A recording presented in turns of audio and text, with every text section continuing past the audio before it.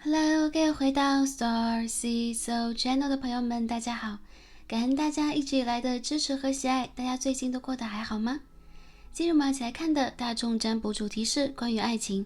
我们来看一下我们近期的情感能量状态是什么样的，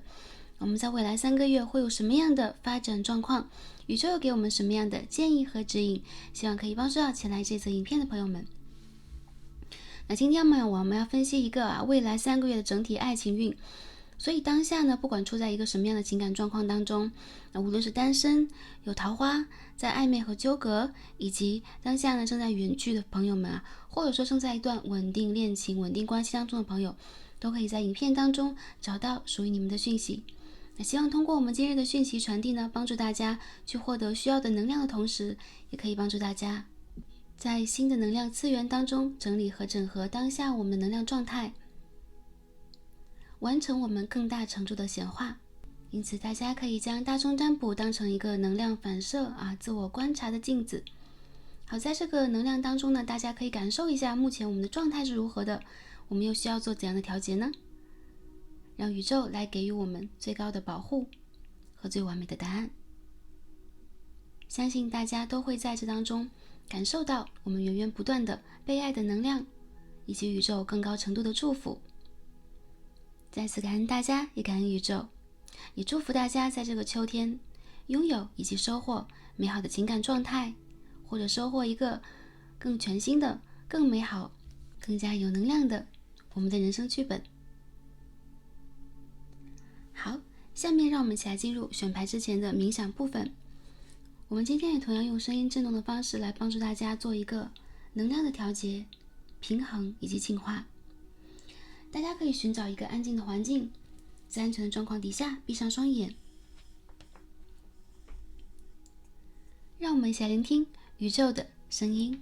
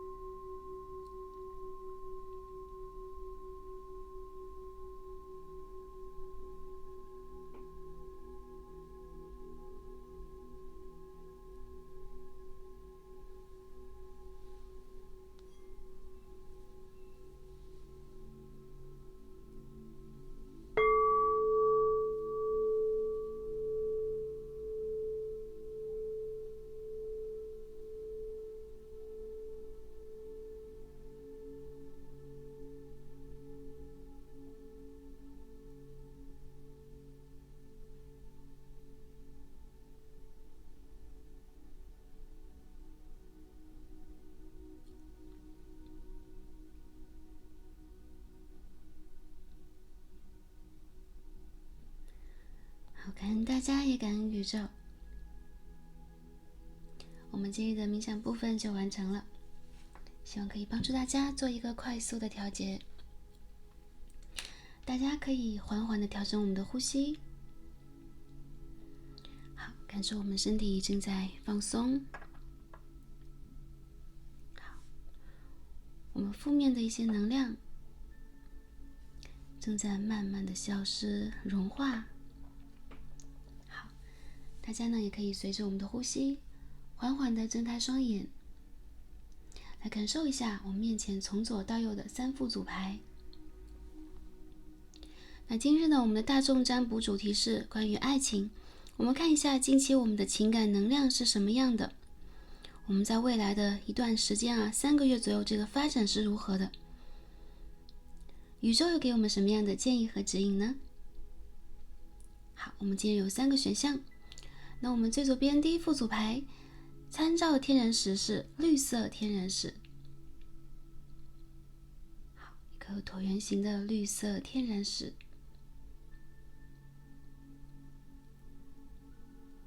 这是我们最左边第一副组牌的能量。好，我们中间的一副组牌，参照天然石是一颗好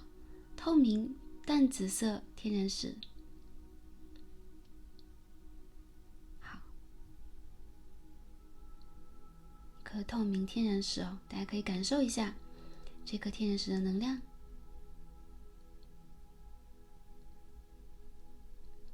这是我们中间的一副组牌。我们最右边第3副组牌，参照天然石是一颗好深紫色天然石。好，它在镜头当中有可能有一点暗。好，是一颗颜色浑厚。好，我们看一下后面啊，有庄重的一颗天然石。好，这是我们的一颗深紫色天然石。这是我们右边第3副组牌的参照选项。大家可以凭借和根据第一直觉来进行连结。哪一副卡牌或是天然石是跟大家最有连结的呢？哪一副组牌是第一眼吸引到大家注意，想要触碰和翻开的呢？这就是你的第一直觉，没错了。那如果对于多个选项有感应的朋友们，也可以排一个优先顺位来听取一下当中的讯息，因为这是一个大众占卜，一个 general reading， 所以我们的能量有可能分散在不同的牌组当中。好，选好的朋友们，就让我们一起来进入今日的抽牌和读牌吧。选到我们最左边第一副组牌，一颗绿色天然石的朋友们，我们的神谕卡都已经抽好了。今天我们一起来看的主题呢是关于爱情，我们来看一下近期我们的情感能量是什么样的。我们来看一下啊，未来3个月我们会有什么样的一个发展状态？宇宙又给我们什么样的建议和指引？希望可以帮助到前来第一组的朋友们。好，对应一个绿色天然石啊，首先我们来看一下我们的主牌 Oracle 给我们什么样的讯息呢？关于我们的爱情，关于我们的情感能量是如何的？我们说的是53号 Bridge 桥梁啊。当然这一个水晶阵啊，这套卡牌是水晶阵的神谕卡，所以这个水晶阵的名字呢有可能叫做桥梁。我们可以看到啊，通过紫色水晶和白色水晶，好，这个水晶能量阵呢正在搭建给我们一个能量的管道，那帮助我们进行疏通以及散发我们内在的智慧以及魅力。当这套卡牌出现的时候呢，我们会感受到啊，第一副组牌的朋友，其实你们的内心深处啊是非常具有浪漫和激情的人。我看到你们其实拥有一种神秘感，这种魅力呢其实是隐性的。除了你们的外表之外呢，我看到第一副组牌的朋友，你们在人群当中呢是这种一眼看过去耀眼以及特别啊，但越是接触又可能发现你另外的一面，并且呢因为这个魅力而被深陷其中。我看到有很多朋友在最近呢，你们会加大你们的能量保护光环来保护自己，也有些朋友正在散发你们的三眼轮和顶轮的智慧去做创作创造，你们可能正在去传递一些有可能是灵性智慧啊、哲学的理念或者生活的智慧给周围的人。53号这个数字也代表了第一组的朋友，你们是很聪明的，而这种聪明呢其实是智慧带给我们的在生活当中的方方面面，你们有可能这个反应力、思考力和观察力都会变得更高。而在这张牌出现的时候，也代表了你们即将有一个在爱情当中去接触彼此啊，然后更进一步去相互了解的桥梁。通过我们中间这颗白水晶啊，将2个紫色的水晶的能量进行一个传导和融合，也让你和另外一个人有可能会有更好的机会去表达彼此。最近这个时间段呢，我看到第一副组牌的朋友啊，如果你们在爱情当中会有一点点的被卡住，或者有点沉浮啊、折折浮浮的这样的一个感觉，原因在于当下你正在重新的爆发你的能量，过去的一些旧有的业力或旧有的一些障碍正在被清理。我看到首先能够肯定的是啊，你们在这一方面做的是非常好的，也是非常有意识的，并且呢，你们的高级智慧，就是你们的高我和指导灵，将会带给你源源不断的灵感和信念。你们也将会是周围人去沟通，或者说跟灵性连接的桥梁。所以有些朋友，你们有可能在做疗愈工作，有可能是灵性工作，或者一些咨询类的工作。我看到很多第一副组牌的朋友啊，最近你们这个能量状态正在稳中变好。如果经历过灵魂暗夜的话，这代表你们升级了。那也能够看到很多朋友啊，当未来这个感情的大门重新为你们打开，或者说逐渐为你打开的时候，你们会有非常敏感的雷达感受到这些点。而且我觉得你们会完全匹配到跟你们相辅相成的灵魂恋人。在茫茫人海之中啊，冥冥之中会有这么一个人是为你准备、为你等待的。你们将会通过非常神奇的契机走向彼此，那这个呢也是上天的安排。如果在稳定关系的朋友啊，我看到你们将会有更好的沟通渠道，来帮助你们去理解彼此，也去沟通你们的这个智慧，去相辅相成，并且展现你们相互的魅力。所以你们碰到的情感对象呢，基本上是跟你们能量相等的。这个阶段是你们能量爆发的一个关键时间点啊，所以非常的恭喜我们第一副组牌的朋友，也祝福大家呢在这个过程当中顺利，也感受到荣耀啊，你们是值得骄傲的。下面看一下我们的副牌啊，我们抽了这套 Astrology 占星卡牌啊，然后我们看一下我们这个整个的情感能量是如何的，进行一下分析。我们首先飞出来的是这个 Third House 啊，第3宫，然后我们又飞出来的是 Jupiter 啊，木星。木星在3宫啊，感觉到能量蛮不错的啊。首先木星是一个幸运的膨胀的星啊，只要跟它进行接触和搭建啊，不管是哪一个宫位还是哪一个相位，都会成倍的增加它的正向能量。OK， 所以第一副组牌的朋友啊，当3宫出现在木星的旁边，代表了你们的沟通能力、学习能力以及你们的自我表达能力都会变得更高。3宫其实也会代表啊一个交通啊，或者说我们这个人与人之间的网络间的沟通，或者说我们开始去到达一些新的地方。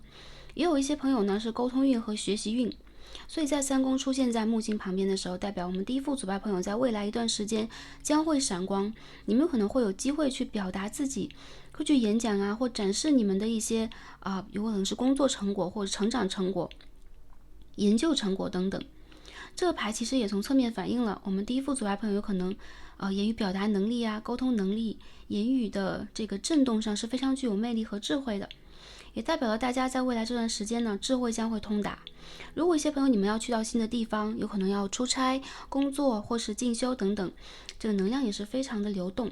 如果今天我们在看的是一个关于爱情、感情运势啊，一定会有喜欢你们的人开始跟你们开始一个正向沟通这个沟通呢，也代表了你们将会在言语和接触当中去展现你们种种的魅力。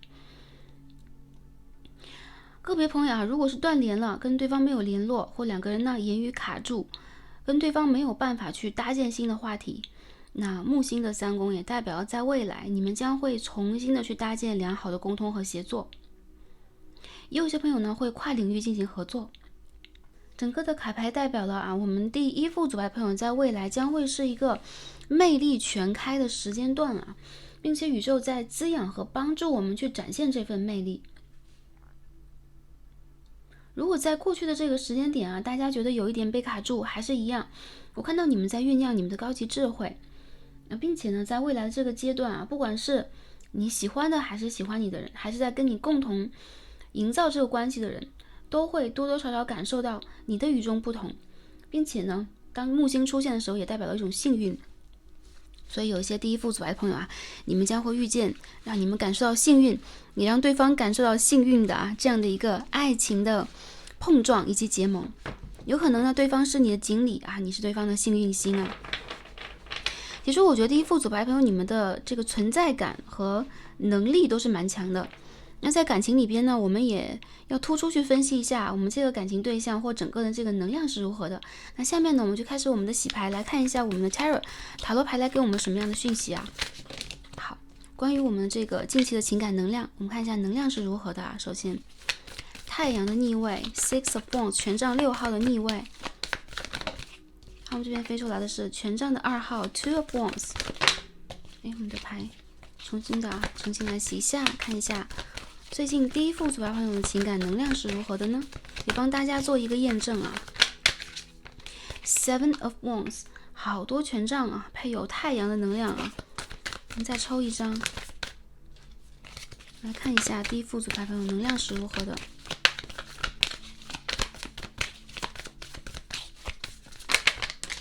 Temperance 节制牌好，我们这边看一下牌底，权杖王后宝剑国王。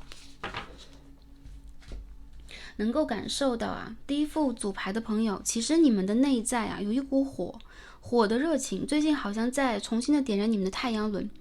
我看到有一些朋友，你们最近是志在远方志不在当下，所以有可能你们正在去全力的突破人生当中的一些节点，或者说一些课题、一些关口。我觉得很多第一副牌的朋友在最近好像没有时间去从容的谈一段恋爱。如果在过去一段时间呢，我们在进行这个情感的，比如说是连结搭建等等多少会让第一副组牌朋友感受到有点心塞，或者说不自信，或者说挫败感。原因在于有可能当下这个情境不是你们想要的，有可能在进入感情或者说聊到感情这个课题的话题的时候，我们第一副组牌朋友都会产生非常强烈的一个爱的、快乐的、无忧无虑的意愿，但往往感情当中我们会碰见很多问题。所以看到最近第一副组牌的朋友，有可能会多多少少因为感情有一点点的上火，有一点的郁郁不乐，但是你们内心当中还是具有对于未来非常高、非常美好的天使一般的期待。我觉得第一副牌的朋友权杖2和 Temperance 代表你们正在一点点解决问题，哪怕当下呢这个情况不是你们乐见的也不是你们过去期望的。当这个太阳牌和我们 Seven of Wands 出现的时候，也代表了有可能我们过去的感情问题让我们的心轮和太阳轮有点堵住。最近大家好像在重新疏通我们的心轮和太阳轮，并且你们的能量呢将会得到一个直线的上升。这一张牌当中也看到大家最近的事务非常的繁忙，有可能没法好好处理任何一件事情，所以会带来一些情绪，也会对对方有更多的要求，对感情有要求，对待未来你们的理想对象有要求。我看到很多朋友你们有一些预感，有可能在一步一步的去接近更高版本的自己的同时，你们仿佛也在去接近那个感情当中的答案。有可能这个对的人，或者说跟你去连接感情的人，将会以更好的姿态对你们进行了解，并且跟大家呢进行互动。不过这个多少是需要一些时间的。那有可能第一副组牌朋友会觉得你们越是期待的仿佛越是要熬，越是要花你们的时间，所以有些朋友干脆就放任了。多少会有一种你们的心呢，有可能还会在窗边去期盼着太阳的升起期盼着美好的景色期盼着超级英雄或者说超级公主的到来。但是我看到很多第一副牌的朋友，你们已经开始在内心当中学习如何去接受当下如何佛系，如何去疗愈自己。有个别的朋友你们仿佛在疗愈一段爱情，或在等一个人。你当下这个等待是不是值得的呢？我相信你们的灵魂会告诉你们真相和答案，这是你们灵魂想要经历的课题，所以不必过度的自我压抑，或者说自我否认，做你们想做的，去接纳当下的自己。节制牌的出现代表了未来2个月很多第一副组牌朋友将会完成一个有可能是关于情感的这个内在疗愈。你们会透彻的理解到你们需要的是什么，并且呢可以明确的去表达出你们的需求。在当下这个牌当中，能够看到一些朋友在感情里边其实并非一帆风顺的，多少会有点意见不合或事情的发展跟你们想的不一样。不过有可能宇宙也正在告诉我们当我们无法放弃爱的时候，我们可以去重新的建设自己的内在信念和信仰，我们可以去学会怎么疗愈自己，通过这样的一个方式呢做一个更高程度的显化。有可能这样的一个途径是更加究竟的对。我们这个宇宙当中有千万种的，甚至是法门啊，我们说觉悟顿悟的法门都算，更何况是通往爱情呢幸福的彼岸的这个法门，大家都可以使用。但是唯独有一点，大家就是千万要理解和接纳自己啊，这是最优先的一课啊，因为我们和所有人的关系都是我们和自己的关系为基础构建起来的。我们要鼓励第一副组牌朋友，原因在于这2个权杖的逆位啊，有可能会让大家有一种心累、拖延、如履薄冰。本来很快乐的啊，这个太阳花当下好像没法快乐了。但是呢，要告诉大家的是，其实你们还是整件事情和整个感情发展最重要的这个发电机。我看到你们其实是非常具有魅力的人，当你们可以去更加圆融和融合的跟人接触，有可能周围有一些你们没有注意到的点啊，会成为你的另外一种魅力，成为你的另外一个加成，吸引到更多人想要来到你们的世界。我看到第一副组牌的朋友，其实你们对待未来是有责任感的，你们会看得比较远，所以你们会忧心当下的一些个别的事件。那宇宙在告诉大家呢，放宽心，去接受这个过程啊。你们会发现呢，在成长的过程里边，在爱情发展的过程里边，你们也正在变得越来越就是沉淀。这个沉淀呢，也是你们的超级魅力之一啊。如果有些朋友在暗恋呢，或者说我看到一些朋友在被暗恋啊，当下有一个还没办法突破的结界啊，我认为有可能是距离或现实问题。也有一位朋友其实是自尊心啊，或者说2个人差临门一脚，差那么一点点。我觉得在未来的一段时间呢，第一副组牌的朋友有可能会通过这个事件啊，当做你们啊去了解自己，去了解对方的一个可以说是门槛啊。你们会通过这个更加了解你们需要什么，而对方需要给予你们什么，怎么样去沟通和共同的去建设同样的信念，这个在感情里边也非常的重要。下面我们来看一下我们这个发展是怎么样的啊。我们会分呢当下这个对实际情况来帮大家进行分析啊，比如单身的朋友啊，在关系里的朋友啊，或者说暧昧拉扯的朋友啊，等等等等。好，我们首先来看一下这个总体能量是如何的啊。我们通过卡牌来看一下The Hanged Man in Reverse 吊人牌的逆位，发展 The Hermit 隐士牌。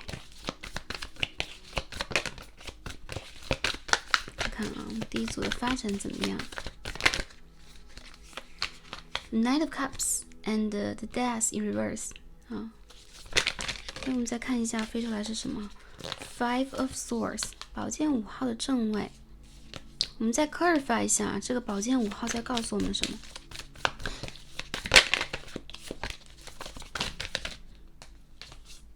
宝剑9号圣杯5号 Queen of Cups。我们放在这边啊，这个牌一起飞出来的。首先，第一副牌的朋友啊，我认为在总体的这个情感能量当中啊，你们其实会发现啊，不管你们长久等待，还是你们在爱情里边长久的就是期待啊，这个期待和等待都是有答案的，你是被爱的。我认为第一副组牌朋友不是在单恋啊，这个爱情是双向的。从我们主牌也可以看到这个 bridge 啊，这个是一个双向的爱情。不过这个双向的爱情有可能也会带给我们第一组的朋友呢一定的压力和人生的这个有可能是深度课题的纠结。出现宝剑5号有纠结，那这个纠结来自于什么？我看到你们仿佛没有办法去帮助和共情到彼此当下的一些艰难，或者说一些内在情绪的转折。比如说我们现在的事业正在一个岔路口，要各顾各的。比如说我们是相爱的，但是现实条件会让我们感受到要去不断的猜疑和怀疑这个感情，甚至怀疑彼此。也有一些朋友看到这个感情里边多少有点虐恋的元素啊，想要相互奔赴，但是呢会相互误解。所以我看到有一些朋友在这个爱情的发展当中啊，当下这个11月开始啊，我们在看这个牌的时候是11月。到未来的这个3到4个月当中啊，会逐渐的明朗。我看到你们会展开喉轮，相互沟通，也会把过去的这个大半年的一些误会给解开。甚至有些朋友呢，你们会想得更开，你们会在心里边接受、理解啊，人世间有这样的一种情爱是有小我的，也有一种情爱是无条件的，是大慈大悲的。所以我看到这个爱情在渡你们。那如果呢是当下啊正在这个我看到感情纠葛的朋友是比较多的，那我们帮感情纠葛的朋友来看一下，如果当下在分分合合呀，会有一些这个距离问题、现实问题呀，就大家处在一个暧昧状态没法升级的朋友，我看到在这个月就是你们重新沟通的时候，你们两个人呢，一个是圣杯骑士，一个圣杯王后啊。首先在能量层级上，有可能是一个人正在人生的发展之路上，而另外一个人呢，渴求人生的 grounding 安定，所以两个人呢，对于未来的想法，或者说人生发展的这个经验都是不太一样的。这边出现隐士牌，甚至有一方当下是学生，正在去考虑自己未来的发展是什么样的，而另外一方呢，有可能在感情里边曾经受到过一些挫折，或者说一些冷的待遇，或者说看透了一些事情冷暖，需要的是无条件的爱。我觉得你们在爱的能量上双向奔赴，但是再去讲这个道理的时候，非常容易陷入自证的迷局。就是我在不断的去自证我是爱你的，我的方式是爱你的，是正确的。我看到很多朋友在爱情里边其实是非常跌宕起伏的，而这个人他是你命中注定的。个别朋友是前世的业力关系，一些朋友是 twin flame， 一些朋友是灵魂伴侣，在这一组全部都有。所以当我们遇见了一个爱情的课题的时候，可想而知，如果能在比较长的一段时间它有可能波及几个月、几年，或者说我们人生发展的一段时间，让我们去参透这当中的人情啊、世故啊，甚至去了解我们的灵魂，进而呢进入一个人生的提升。所以我看到这个人的出现一定是有意义的，而你们承受的这个痛苦呢，更多来自于内在。这边有宝剑5号、圣杯5号和宝剑9号啊。我看到一些朋友，其实你们是在内心里边呢，对爱情非常真诚执着，有的时候会为爱情而哭泣的人啊。如果在过去一段时间，这个是你的前任的话，你们两个人也有一种缘分未了的感觉，因为前世今生的这个爱是比较深刻的，所以让我们第一组的朋友呢，容易挂记在、纠葛在过去的，或者说跟前世相关的这个人事物上，不一定往前走得非常的快。有很多第一副牌的朋友通过爱情学会了如何理解自己和疗愈，甚至拥有了自己的个人信念个人这个灵魂成长和修行方面的信念和信仰等等，这都是非常好的一种提升。因为我们在有相的这个红尘以及三维世界当中最重要的就是能够去理解到相的存在。我们看到的人事物，它本身就是一个来帮助我们去取得认知取得了解，通过去触及到我们的这个六根，让我们能够去理解灵魂本质的这样的一个存在。无论是爱情、友情，还是亲情，还是金钱、财务、健康这一辈子我们遇见的所有事情。所以我觉得这个人的出现呢，让我们第一组朋友提升，也让我们第一组的朋友更爱了。我看到其实在未来这一个月当中1到2个月，这个人会向你重新表白，有些朋友也会有重新的这个沟通和发展。如果在冷战当中不知道谁先走一步的话，Two of Pentacles 僵持 OK， 还是一样忍不住的这一方会先沟通。我觉得在未来2个月一定会有人先按下这个通话键，或者说打好这个简讯，按下这个发送键，一定会有的。所以如果感情当中还有一些未解的课题大家不要太悲观我认为你们之间的课题首先是跟自己的课题，再者就是对方呢没有放下第一副组牌的朋友如果这个涉及到一些选择工作的地理位置的选择，三角关系的选择，多角关系的选择，我认为这个人他其实会想要去积极的解决问题，不想让这个感情停留在不健康的纠葛的一个状态。但是我感觉到这 King of Swords 宝剑国王， Knight of Swords 宝剑骑士就是两个人其实有的时候真的是彼此的镜子当你们去直接的跟对方去沟通讲道理的时候，也非常容易去冲撞到对方的点。因为什么？说话非常直接，言辞非常犀利，内心却是非常有爱和真诚的。所以有可能我们在沟通上呢，需要用这个木星3宫的能量，积极的沟通，积极的语言，积极的表达，甚至有积极的信念去自我肯定说一些肯定语等等。这个有可能会让两个人之间的沟通里边有更多的相互鼓励的能量，而不是产生误会。好，这个是在首先来帮大家分析的也有一些朋友，比如说我们当下处在这个单身状态的话，单身的状态，有人会想要帮助第一副组牌的朋友介绍对象介绍未来可能发展的这些有潜力的人。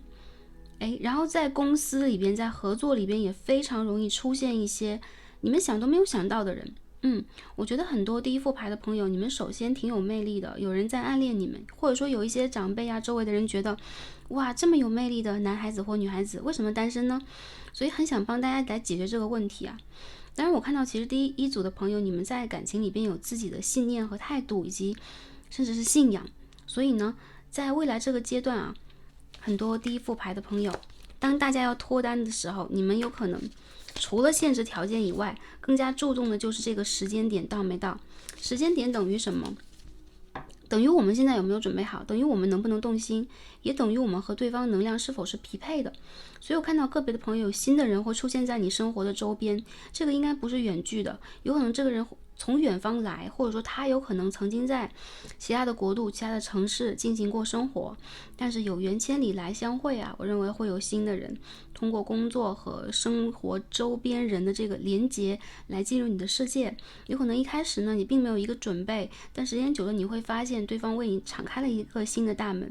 并且金币七的出现也代表了这个是彼此显化的结果。有些朋友会在未来的1年当中遇见合适的伴侣，并且进入契约关系啊，有可能会进入订婚呐、承诺呀，或者说两个家庭去融合这样的一些可能。也有一些朋友啊，非常快的 Fool 的出现也代表有可能你们会迎接到新生儿，所以这个时间我感觉到未来啊，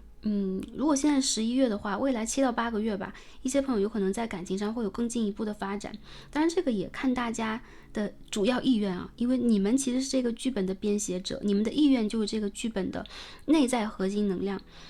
所以我看到其实你们的正缘正在接近你们，而这个人很大程度呢，他有可能是一个新的人，并且在内心的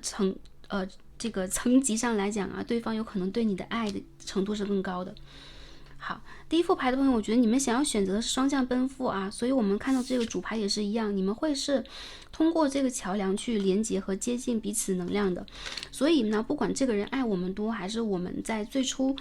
欣赏和关注这个人更多，你们终将成为啊相等能量相等的。好，就是这个我们说举案齐眉啊，这个齐眉的感觉啊，我们两个人是面对面，目光对着目光的，没有很多身份上的、能量上的一个高低的区别和制限然后我看到很多第一副组牌的朋友啊，爱情就是你们的一课啊。如果个别朋友会说，哇，我现在单身，难道我要去过一个很难的课题吗？其实不必啊，如果你感觉到你的桃花没有很多呀，然后有可能你过尽千帆皆不是啊，这个有可能代表了我们现在需要积极的建设一些跟人的亲密关系的福报福德，因为这边是金币6嘛，我们可以去做一些给予和布施，比如说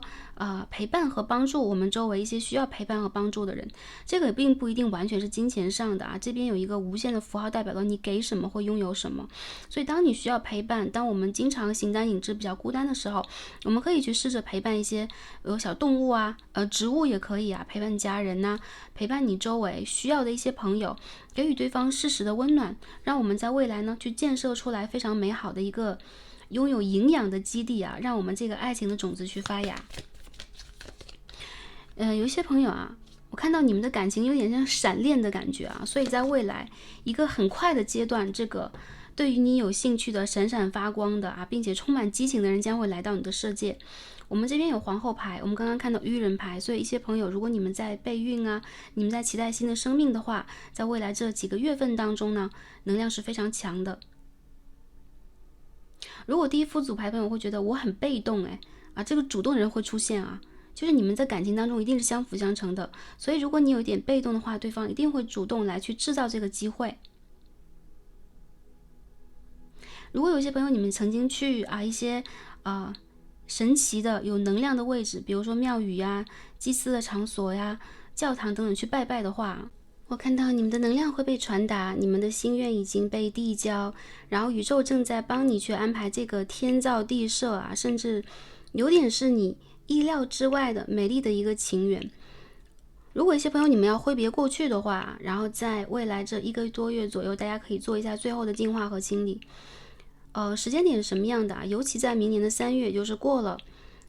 这4个月之后啊，大家的感情将会进入一个新的能量层级。我看到你们是被爱的，而且在爱当中，你们将会变得越来越美丽，越来越潇洒，并且越来越自由。如果周围有一些人在参与到你们的感情里边也有一些流言蜚语有一些人在从中就没有办法做出一个好的影响大家有可能也会在未来这1个多月去明辨你们感情当中这个有可能是限制性的、障碍性的，或者说有点做破坏性的这个人事物到底是谁我们应该如何去破局？那未来这2个月大家是可以破局的。我觉得其实爱你们的人是经过紧密的思考，真的有深情的所以你们将会收获到真爱。对，这是一个真爱，这是一场真爱。那如果在稳定关系当中的朋友未来这3个月将会如何呢？我看到有一些朋友已经有好消息将要出现了我们这边有 Knight of Cups， 这是一个非常好的消息但大家有可能多多少少还会对于未来有一点点的不确定感和疑问。我们再抽一些牌来 clarify 一下稳定关系的朋友是什么样的一个状况呢？发展将会是如何的呢？ Ace of Cups， 好，这个 Three of Pentacles 这边是国王牌的逆位Three of Cups， 他爱你首先呢，我能感受到第一副牌朋友你们在被爱着，有可能这确实也是你的真爱，但是对方有可能目前有一些现实的经济的、家庭的种种的一些问题，或团队合作的一些问题没有办法快速解决，他有可能不知道能不能够为你撑起好这片天空，或者说他有没有能量帮助你一起去撑起这片天空。我看到在未来的这现在11月的话7个月左右明年的上半年当中，第一副牌的朋友应该会收到感情发展比较明确的一些讯息。不过我觉得对方他有可能是一个不会用语言表达的人，所以我们抽到的就是木星在3宫有可能在积极的让我们去学习跟对方进行一些沟通。这边呢有一种什么都会闷在心里边然后有可能它会化为行动然后也会化为一些很实际的对于你的关心对于你的理解等等。唯独在沟通和表达上，有的时候他的言语会让我们第一副组牌的朋友呢觉得不太 OK， 或者说不知道对方在怎么想。我认为这个人内心中对你是善意的，并且他是理智的，或者说他会认为自己有很多的话说出来是为你好的有这样的一个状况。那我看到在明年当中未来这1年当中，一些朋友将会收到好消息你们将会收到这个求婚订婚一起生活的邀约。然后也有些朋友你们将和对方共建新的生活，比如说搬离当下的这个地点离开当下这个工作，2个人去共建同样的一种生活。一些朋友你们的这个我们看到圣杯1号和宝剑1号你们的这个变化以及新的开始，这个能量还是比较 fresh， 就是比较清新然后也是比较清楚的。精力旗帜的牌出现在愚人旁边，代表了新的开始需要我们一步一步来，也有清晰的思路去构建。所以在稳定关系的朋友呢，我认为其实有一些问题，比如说经济未来2个人共同的生活其实是可以去聊的，也是可以去参与到我们这个人生的一些选择项当中的。当我们越来越愿意敞开心扉去跟对方沟通我们的意愿呢，有一些事情它的发展将会顺遂着我们的能量向上去提升。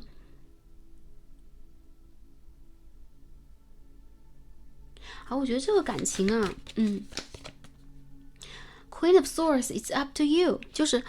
第一副组牌朋友你们可以决定的，因为当大家来到大众占卜的时候，代表了你们的能量意愿和能量层级是更高一些的有可能是这样的，因为我们开始通过能量的方式去理解自我和看待一些问题，所以大家决定和愿意去显化你们的未来是什么样的一个状态呢？大胆的去显化然后你们的言语是非常具有能量的，所以注重你们的言语和表达，不只是跟对方沟通，也是给自己的信念当你去跟自己去说话对谈或者是我们在私下 murmur 的时候，千万不要忘了给自己是鼓励的语言，是正向的是我可以，我值得，然后会很美好的发生，会有好的解答，这样的一些信念。我看到很多第一副牌的朋友，你们仿佛已经知道了未来应该如何去发展，所以爱着你的人，你的另外一半会稳稳的跟随着你，共同去建立你们的人生。好，这是给第一副组牌朋友总体能量上的一个总结。那祝福我们第一副组牌的朋友在感情上真的顺顺利利我感受到一定的阻碍有可能是我们的一个小考验当下都在瓦解。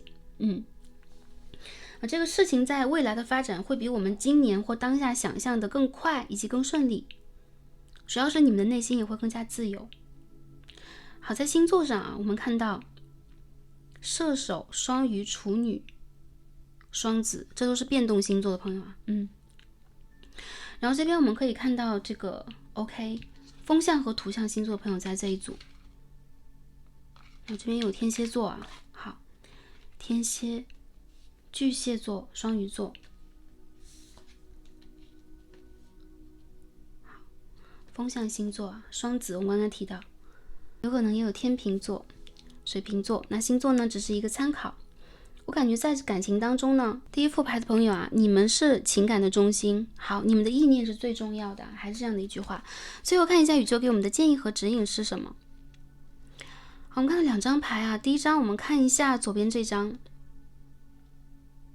卡 K， 我们抽到的是这是一套日本的神谕卡。我们看到一个美丽的女郎，有没有？她有美丽的腰线啊，然后高贵以及神秘的正望向我们这个方向啊。这个词汇翻译过来是一种驾驭吧，应该是驾驭这样的一个词汇啊，或者说他在去引导和引发当下这个事件的发展。那我们可以看到一个大女主的角色在这当中啊，如果有阳性能量男生朋友来这一组的话也是一样的，你们的能量是这个紫色水晶阵。好，你们的意念和想法其实比较重要，或者说你喜欢的这个类型它就是有一点宝剑女王的一个特色啊。有可能是比较独立的，有可能对于他的生活是比较有自己的想法的，或者说他有可能是一个在情感上生活上让你感受到非常强大的一股生命的魅力和动力的人。这个呢，我看到第一副牌的朋友啊，在情感上你们完全可以驾驭感情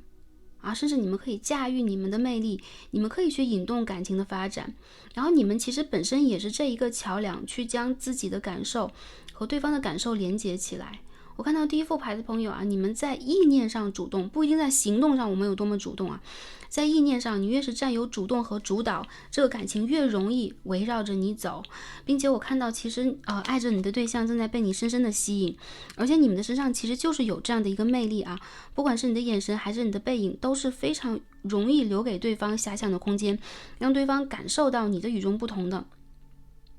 那我觉得第一副组牌朋友，其实你们是在感情里边适合扮演一个温柔且强大的角色啊。这个强大的不是强硬，因为内在有温柔，有这个圣杯嘛。所以我觉得其实你们的爱以及你们对于人和事物深刻的理解，也会去影响到对方，让对方呢转换他过去比较这个三维或者说小我的一个状态啊，跟着你的方向去用更好的方式来解决和感受这一切。第二张我们抽到是26号 Letting Go。我们看到女神正在一个古老神奇的位置啊，进行一个躲藏。我们可以看到后边有一个应该是 Celtic 凯尔特的标示啊，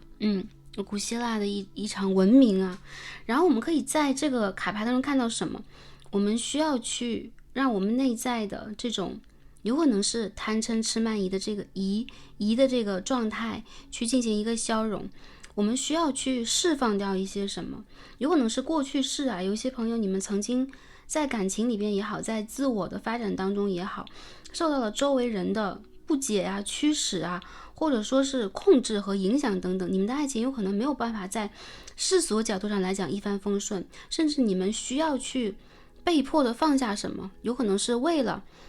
家人，然后有可能是为了这个社会的秩序等等然后这个固定的想法有可能会遗留在当下，让我们在这一世呢也会觉得我们的爱是有点别扭的，有点没法释放的，甚至有可能要去挑战和战胜一些人和一些族群他们的观感和看法，这个有可能是你们的家人有可能是你们当下这个距离感身份背景等等。 Letting go 宇宙让大家呢将这个感受释放掉，因为你们是完全可以驾驭这个场景的人，你们不需要再为了爱去躲藏，也不需要为了避免自伤而过度的自我保护，因为你们是完全被保护的。我看到其实在未来的一个时间段比如说过去有一些情感当中的芥蒂，有一些过去的这个人事物对我们的影响，甚至你在心里边还是在怀疑这个人等等，你们有可能也会拥有机会去解除和释放掉这个有可能是失败性的和挫折性的信念，让我们第一副组牌的朋友呢进入真正的一个疗愈场当中，提升我们有可能是脉轮的和各个的这个场当中的能量。当我们这个能量更高的时候，我们完全可以去直面，不管是过去还是你背后的阴影，这些阴影全部都可以被瓦解。出现了这样的一个符号，也代表了你们被祖先和天使庇佑，也就是说有你的祖先在你的背后为你做支撑，不会让你呢在情感里边陷落到一个比如说悲伤的、悲剧的，或者说能量匮乏的程度。这两张牌其实很像，有没有？都是留一个背影啊给我们的身后。但是其实呢能量场或者说这个里边的这个信息是完全反过来的，我们完全可以反客为主去驾驭当下这个情况和情节。好，因为你们是值得被爱的啊，我们可以看到这个符号对于我们这个保护支撑是什么样的。如果一些朋友你们在过去一段时间是付出比较多、等待比较多的人，我看到你们会反客为主，成为这个被追逐的焦点和宠儿，好吗？在未来这个时间段啊，我们一副组牌的朋友也可以去试着疗愈我们的心轮，然后心轮及太阳轮，然后心轮往上是喉轮啊，把我们这个中间3轮疗愈一下，让我们真正可以成为信息传导的这个桥梁，也是我们个人能量流通的桥梁。我们要让能量呢不堵在我们这个心轮和太阳轮当中啊，向下流通啊。我们要把一些过去的纠结和我们的情绪困扰全部的让它释放掉。这样呢，我们第一副组牌朋友焕发青春活力以及生机并且思维非常的清楚，在感情里边也会拥有更好的一个能量场去进行吸引和显化。那祝福我们第一副组牌的朋友在未来这个时间段开心平安和幸福，在感情上也是越来越顺利越来越拥有夺人的耀眼的灿烂的光环。祝福大家，非常感恩跟大家今日的共同学习和连结，让我们下期再见吧，拜拜。选到我们的第2副组牌一颗淡紫色水晶石的朋友们，我们的神谕卡都已经抽好了。今天要一起来看的主题呢是关于爱情，我们要看一下近期我们的情感能量是什么样的，在未来3个月会有什么样的发展状态，宇宙有给我们什么样的建议和指引，希望可以帮助到前来第2组的朋友们。好，对应我们一颗透明的紫色薰衣草的水晶石，我们来看一下我们的主牌 Oracle 给我们什么样的讯息呢？我们先一起来揭晓一下第2组牌朋友的情感能量。我们看到是56号Gratitude 感恩感激。我们在卡牌的正中央呢看到了一颗流石就是石榴的榴，这是一种天然矿物石，有点像孔雀石的色彩那我们知道卡牌呢其实是一套水晶阵卡这个水晶阵呢所要去引发和传递的是感恩的心态、感激的能量场。通过这个能量场呢构建我们的四周，让我们出现更大程度的这个显化能量，并且呢也传达和打开我们心轮的这个信息第2组的朋友首先从这张卡牌当中来看，我们在当下呢处在一个正在开心轮的阶段，有一些朋友呢是开好了心轮之后，要去把心轮的杂质驱除掉，所以这个时候我们又出现了一些需要排毒和疗愈的课题和部分。不过大家完成的很好，我看到你们当下正在完成一个内在的转化，而且这个转化的过程呢其实是在最近会越来越快，因为我们这个宇宙的3维和5维正在合一，并且在这个11月呢我们将会迎来一个全新的能量转折点，所以在当下我们做这个心轮的课题其实是非常好的一个时间。那我看到其实第2副组牌的朋友你们内心当中正在去重新的校正和寻找这个你们需要的目标和点是什么，不管在感情上还是生活上，我看到你们正在驱散负面能量和恐惧能量，并且呢去集合更高的爱和显化能量来到世界。所以呢在最近这个时间，你们也会发现心态的转移、目标的转移和为人处事我们这个态度的转移和改变也是非常强烈的。我看到大地之母绿度母会非常强烈的给予你们能量和信号，让我们第2副组牌的朋友无论在身心灵上都有更高的一个能量场来进行这场转化，而且你们有可能是非常重要的一个爱的导引和爱的传导的这样的灵魂。在感情方面这张卡牌其实主要代表了一种无条件的大爱，以及对于自我的能量的包容和吸收。那我看到其实爱着你们的人以及在你们身边的人能够感受到这一切，并且他们有感恩或者说有去感激你们的到来，因为你们是这个世界上非常重要的一份礼物。也有些朋友啊，比较幸运的是，你们也遇见了，或者说得以遇见这些或者这样的啊，让你们感受到生命当中对于爱、对于美能量场更强的人。所以我看到，其实你们内心里对于爱的这个标准，其实它是非常高的，但不一定是对方的条件要如何，而是这个爱的质量是怎么样的。你们在内心里边呢，非常渴求，平等的、无条件的，并且充满疗愈力的真爱。我看到这个爱的能力是你们天生带来的。也有不少朋友，你们有可能投生的环境和家庭啊，原生家庭会给你们直接带来这样的课题。所以呢，在去爱人之前，你们首先学会的是要保护自己。保护自己以外呢，我们也要将这个有可能是一些负面的情绪抛除掉。这样的话，我们才能够得到更高程度的进展。而我认为第二组的朋友，你们在这个部分做的是非常非常好的。我看到在最近这段时间，如果你们也是一样啊，再去祈祷，再去显化，你们再去连接神灵、守护灵等等啊，完成你们的心愿，在爱情上能够完成疗愈，甚至是完成和一些人呢态度的这个共融等等啊，这个意愿是能够被达成的。有更多朋友，宇宙在提醒你们去放下内心的芥蒂啊，然后用有可能是更舒适以及更安全的姿态来面对你的爱，因为我看到你在被牢牢的保护着。而且负面能量呢，基本上在当下这个阶段啊，不再会再进来了。我们看一下我们的副牌是什么？我们抽了一套占星卡。副牌的这两张牌有没有能量场很强？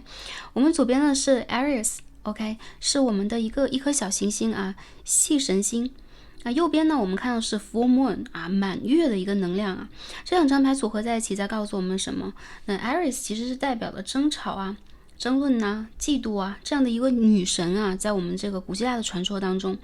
所以当它呢是这个星体存在出现的时候，也代表了我们需要去理解我们生命当中有这样的人，有这样的这个事物，也有这样的情绪会从侧面刺激到我们。在这个传说当中啊，由于 Iris 这位女神，她的嫉妒心引起了特洛伊战争、特洛伊之战啊，所以呢，有可能我们的一些负面情绪会引发一些事件，会引发一些冲突，引发一些灾难等等。那当满月出现的时候呢，是完全去用另外的一面、光的一面来照亮这个黑暗面，并且消融它。所以有可能这两张牌组合在一起，也代表了我们内心当中我们和莉莉丝的关系啊。莉莉丝在我们的星盘当中也是一个虚点，我们可以去寻找它。这也是我们在前世比较怨的部分，我们需要通过的一个情绪和情感的课题。所以我看到最近呢，第二副组牌的朋友啊，你们遇见的对象有可能多多少少会让你们去爆发情绪的黑暗面，但是爆发了并不是一件坏事，并不代表我们是能量低的人，能量低的灵魂，相反代表了你的灵魂正在升级。满月的出现啊，在我们的这个11月当中，应该是月中会出现满月啊。这个满月非常重要，我们也反复去聊过啊。我们这个冥王星会换座，我们土星会顺行啊，加上我们这一轮在11月的金牛满月啊，很多能量场啊，它的聚合和改变会在三维世界完全落地。所以呢，这是一个非常重要的一个转换期间，让我们第二副组牌朋友先去排除情绪上的困扰和情绪上常年的纠结，并且啊，像月亮一样亮亮的照亮我们的天际啊，看到我们内心当中美好和光洁以及最有能量的这个部分。我觉得其实这个牌非常具有信念力啊，让我们第二副组牌的朋友啊，不得不在某一个阶段真正的审视和理解自己。有可能你们在亲密关系里边遇见了很多镜面的课题，甚至一些朋友是 Twin Flame 双生火焰的课题啊，因为我们可以看到啊，白点黑点就像是一阴一阳一样，从这个画面的质量上，我们能够看到完全相对冲的啊两组能量正在集合展现。我认为第二排的朋友，其实你们的魅力是非常多元的，有可能人性在我们身上会体现出复杂的这一面，但是也会有美和光辉。当我们能够去正面积极的感恩负面的一切啊，甚至是一些负面的经历，我们可以去积极的感恩。当然了，我觉得其实第二副牌的朋友啊，我们不必刻意去感恩任何，你们的存在首先是非常重要的，宇宙感恩你们的到来，能够将这样的一个能量场和这样的一个课题带给我们自己，这是多么的一种伟大啊！那还有就是第二副牌的朋友，我认为你们的爱情里边要翻越的课题，有可能还是跟内心的阴影层面、负面的情绪啊，然后一些不安全感以及背叛的困扰有关啊，这个都来自于我们灵魂的暗面，月亮的背面啊。但还是一样，有可能一些朋友，你们本身不是这样的，遇见的是这样的对象，或者说感情里边有这样的一些经历，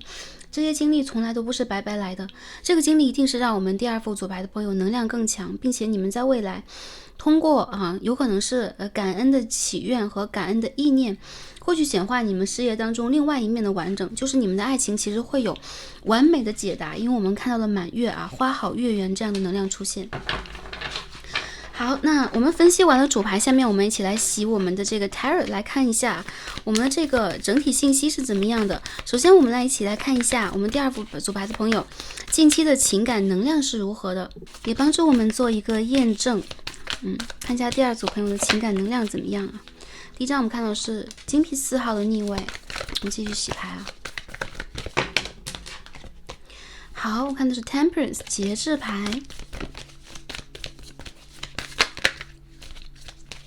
继续抽牌看一下啊。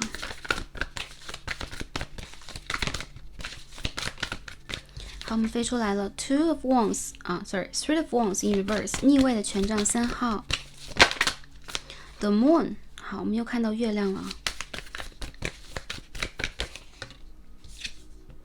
Four of Wands， 我们看到2个4号牌金币4号、权杖4号在牌头和牌尾出现。有些朋友是有稳定关系的，或者说你们在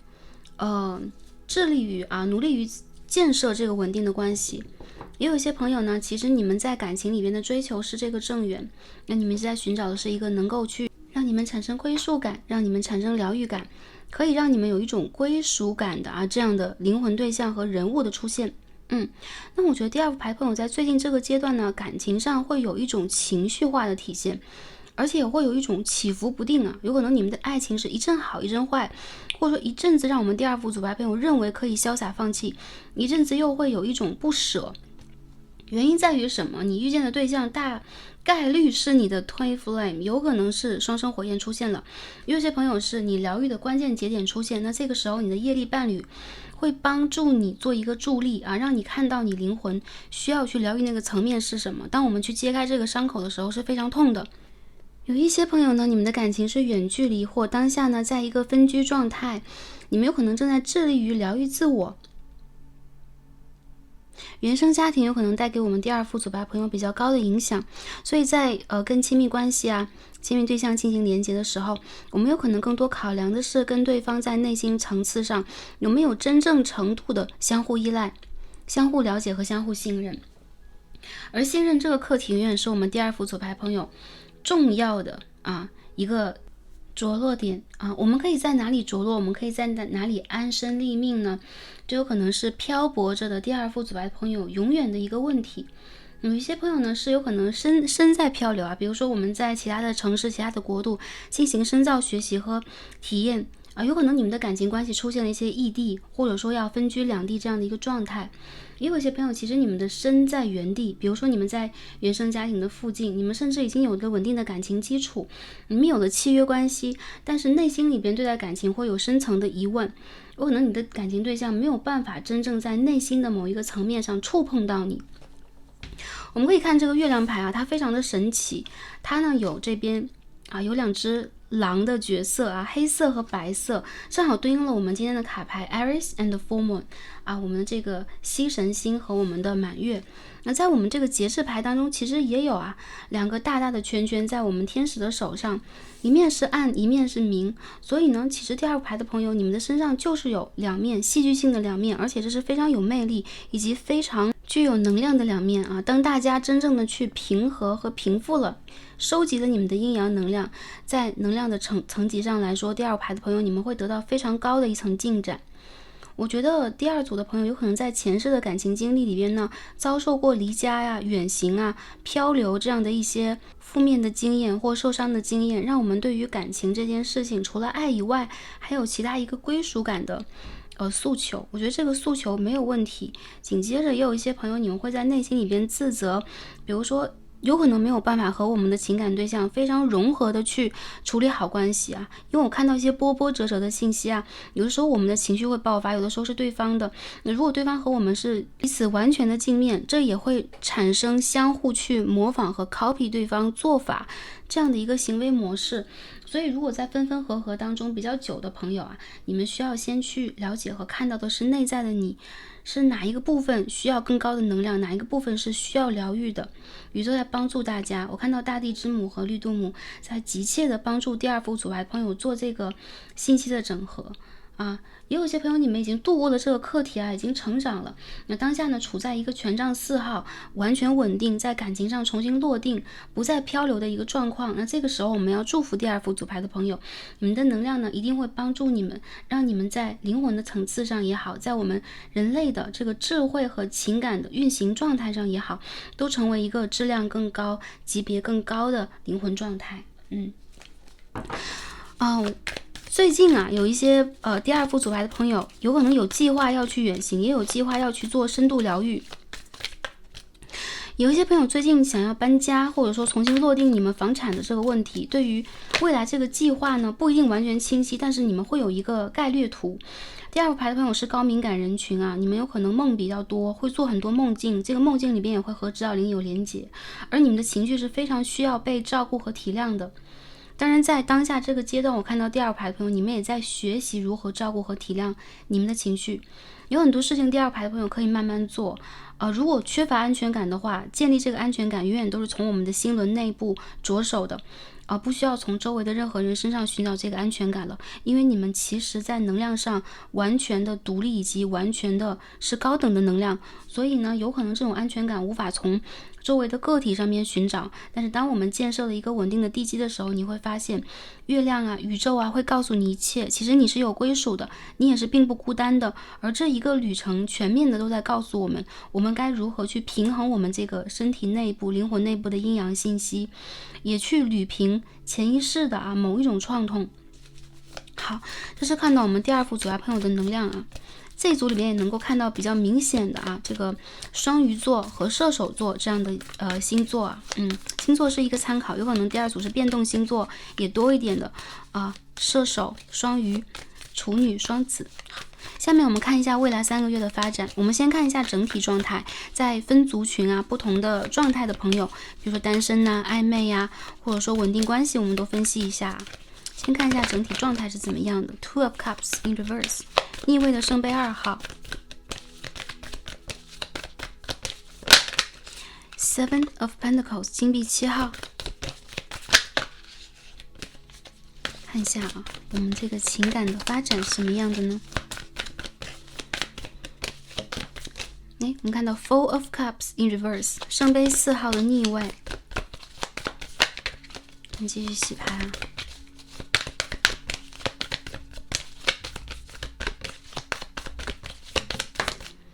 Nine of Swords， 宝剑9号的正位。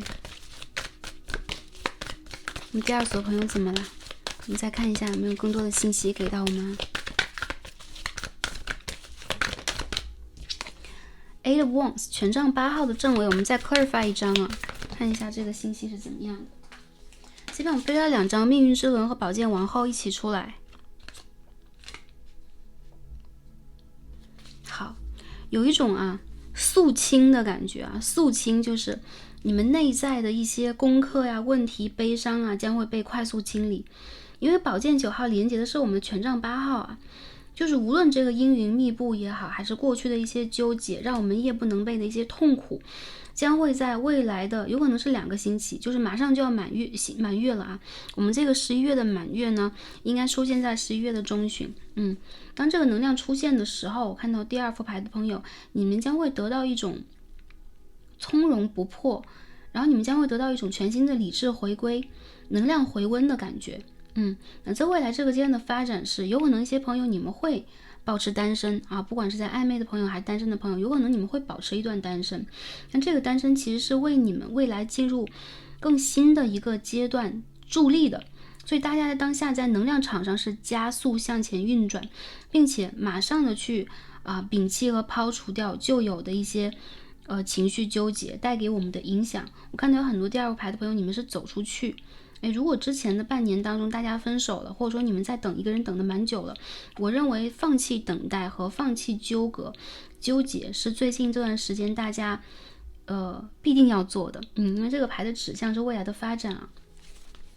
那如果呢，在最近这段时间啊，我看到如果有单身的朋友在这边，我们可以先分析一下，看到一些朋友是单身的状态，或是情感纠结状态，这个纠结有可能也源于过去的某一些人事物对我们的影响。那当下呢，如果我们还没有发展一段稳定的感情，很多朋友啊，你们的 title 都可以是单身的，而这个单身的状态会帮助你们在当下重新的聚合能量。我看到宇宙需要第二副牌的朋友把精力和注意力放在自己的身上。当你们开始去注重你们的目标，你们去注重这个事件的本身，能量会重新运转啊。当命运之轮出现的时候，也代表了你们真正的平和了阴阳能量，可以说是阴阳一体。并且呢，你们会产生非常新的一些主动的判断，一些决断啊，并且呢，大步的向前走。我觉得这种云淡风轻啊，就是人已经到达了某一个高度，再去俯览一切的这样的一个状态，是非常清新和从容的。那第二副牌的朋友是值得拥有。那并且呢，在这样的一个阶段，大家进行这个转运啊，我看到这个运势会非常快的转换出来。哇，我们一下抽到恋人牌，我们再抽一张啊 ，Ten of Pentacles。And Devil in Reverse， 也就是说啊，第二排的朋友不让你操心，不让你忧虑，并且不让你产生太多的纠葛和压力的感情会顺势出现。什么样的时间点？当下11月啊，在3个月过后，尤其是在未来的1到3月，明年的上半年当中，一些朋友会自然而然的发展出一些让你如鱼得水，让你轻松，并且能量级别比较高的相辅相成的爱情。那我看到被你吸引的这个人啊，有可能啊，他和你前世之间有连结啊，出现恋人和恶魔，代表了你们之间其实吸引力是非常高的。不过恶魔和金币10号是逆位，也代表了我们第二副牌的朋友可以非常轻松的去迎接这个感情，不会有多余的负累，不管是工作的、财富的还是家族的负累，带给我们更高程度的影响了。因为我们在感情里边所做的课和自我的功课、自我的建设已经达到了一定的高度，已经可以呢顺利的完工和顺利的完成了。我觉得第二副牌的朋友，如果在当下我们能量运转这个阶段啊，不管你遇见什么样的人，就他是新的人也好，旧的人也罢，多少都会带有过去的能量。但一旦呢，大家在未来这1个多月开始啊，进行这个能量的总结和梳理，你们的转运会真正的到来。而且我看到困住你的事情呢，会让你有一种一览众山小的感觉，就是这个事情不再困住你之余，你会看到很多事情在给你什么样的一堂课。那我觉得第二组的朋友啊，爱与恨只在一念之间啊，宇宙有可能正在告诉我们如何以自爱、自我之爱的方式来看待过去的恨和过去的纠结。能量的肃清啊，也代表了我们有很多过不去的难题啊，过不去的坎啊，让我们感觉到纠葛的，有可能是财富问题，有可能是一些，比如说我们要分手，那我们在经济上、我们在事业上的一些绑定啊，当下要从头再梳理啊，重新再整理。那我觉得很多第二排的朋友不需要担心，没有任何的恐惧啊，会打退你们成长和上升这个意愿。所以如果我们面临的是分手，它是一个长期积累的结果，它是一个业力当中固定的结果，也没有关系。或者一些朋友，你们在和你们的 twin flame， 你们在和你们的这个灵魂伴侣发生分离分久必合，合久必分啊，这个是我们这个太极阴阳在不断的就是运行它的一个永恒定理。我们宇宙永恒定理就是不断的改变，不断的提升，才会让我们这个宇宙不断的在向外膨胀然后有一些事物它正在不断的发生、变容、改变，甚至是升级和扩大。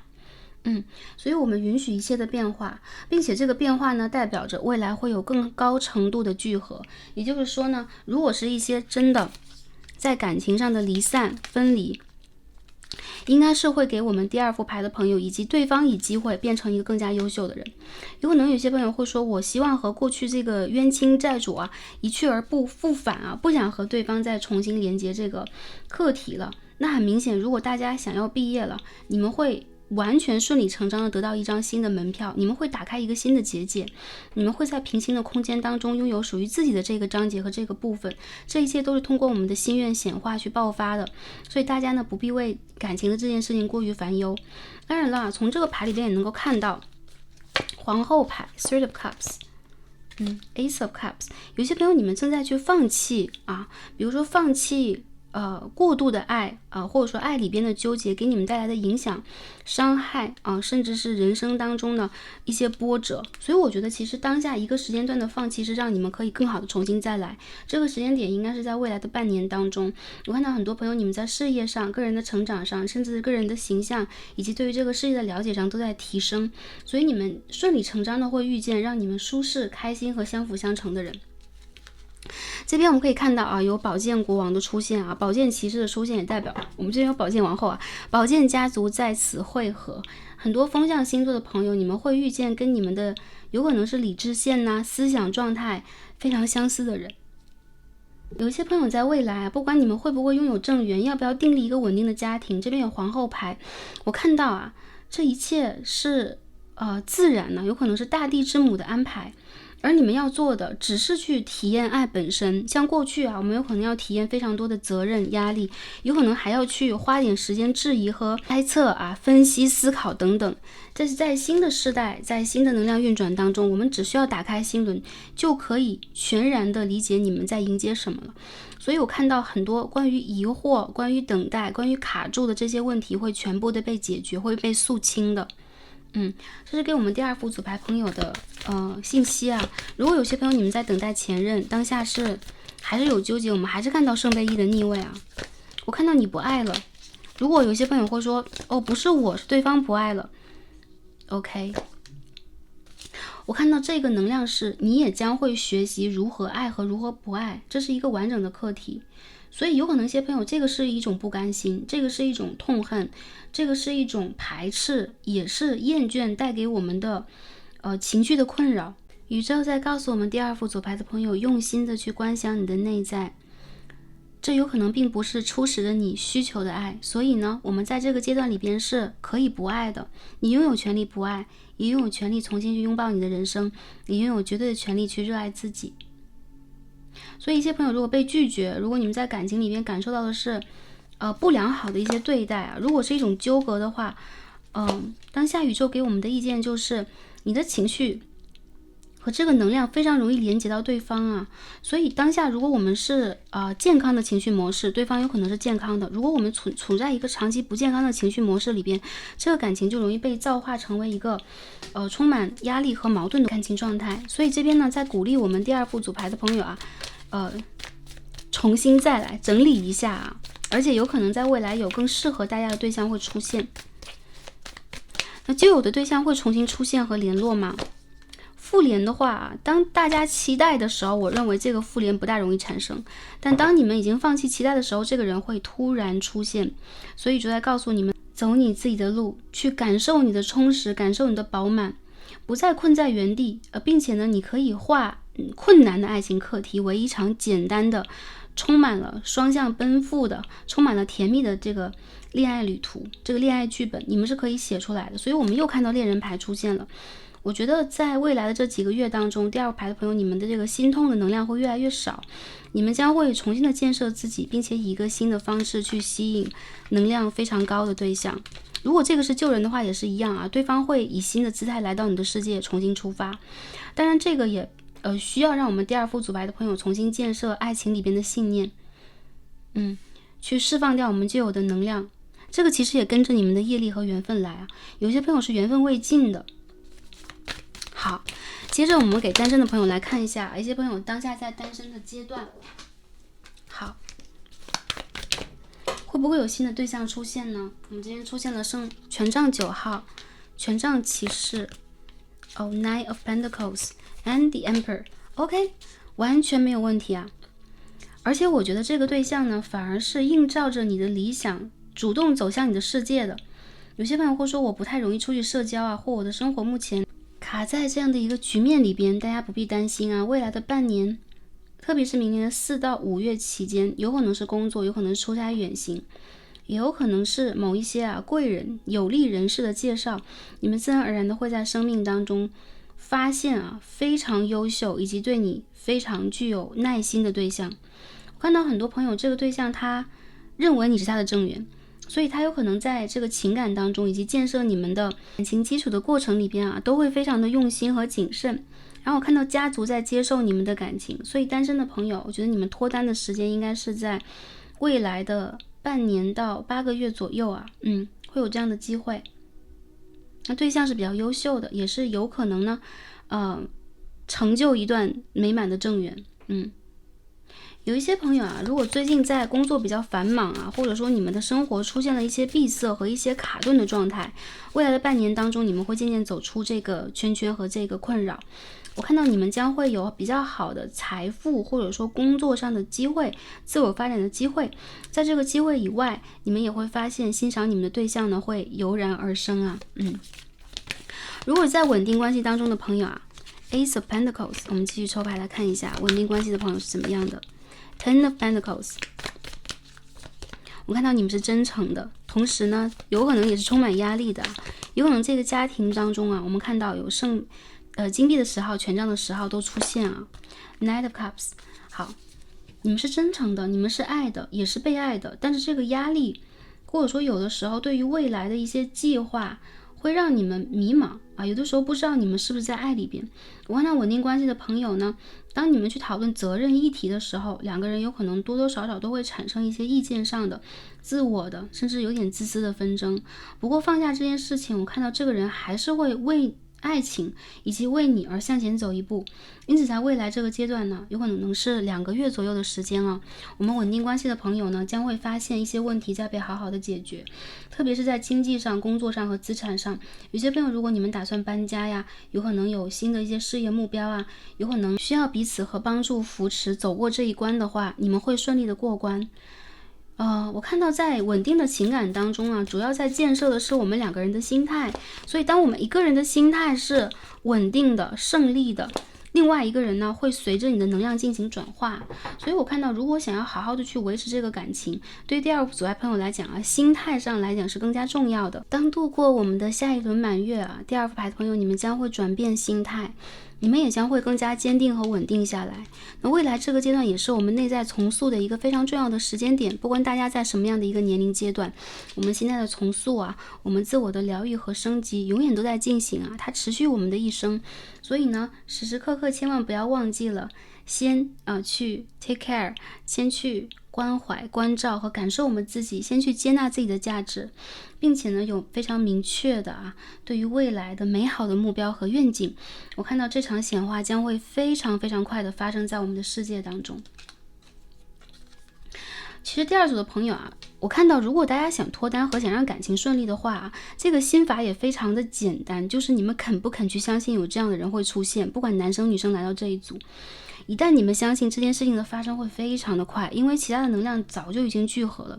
所以当下大家这种卡，比如说打不开心轮呐，跟一些人没有办法去创建相对来讲比较相互信任的关系，这个能量场其实是我们可以主动按下这个开关打开的。我看到这个时间点呢，从满月开始到未来的半年，大家可以不断的去尝试一下，什么时候我们可以在内在去肯定、信任、相信和感激这样的一个过程及事件的生成，什么时候这个事件会真正的发生。因此呢，其实我们还是一样原理在于这个3维世界是我们内心的显化，是我们内心像的反射。那我们的第2组牌的朋友，我们内心的这个像是什么样的呢？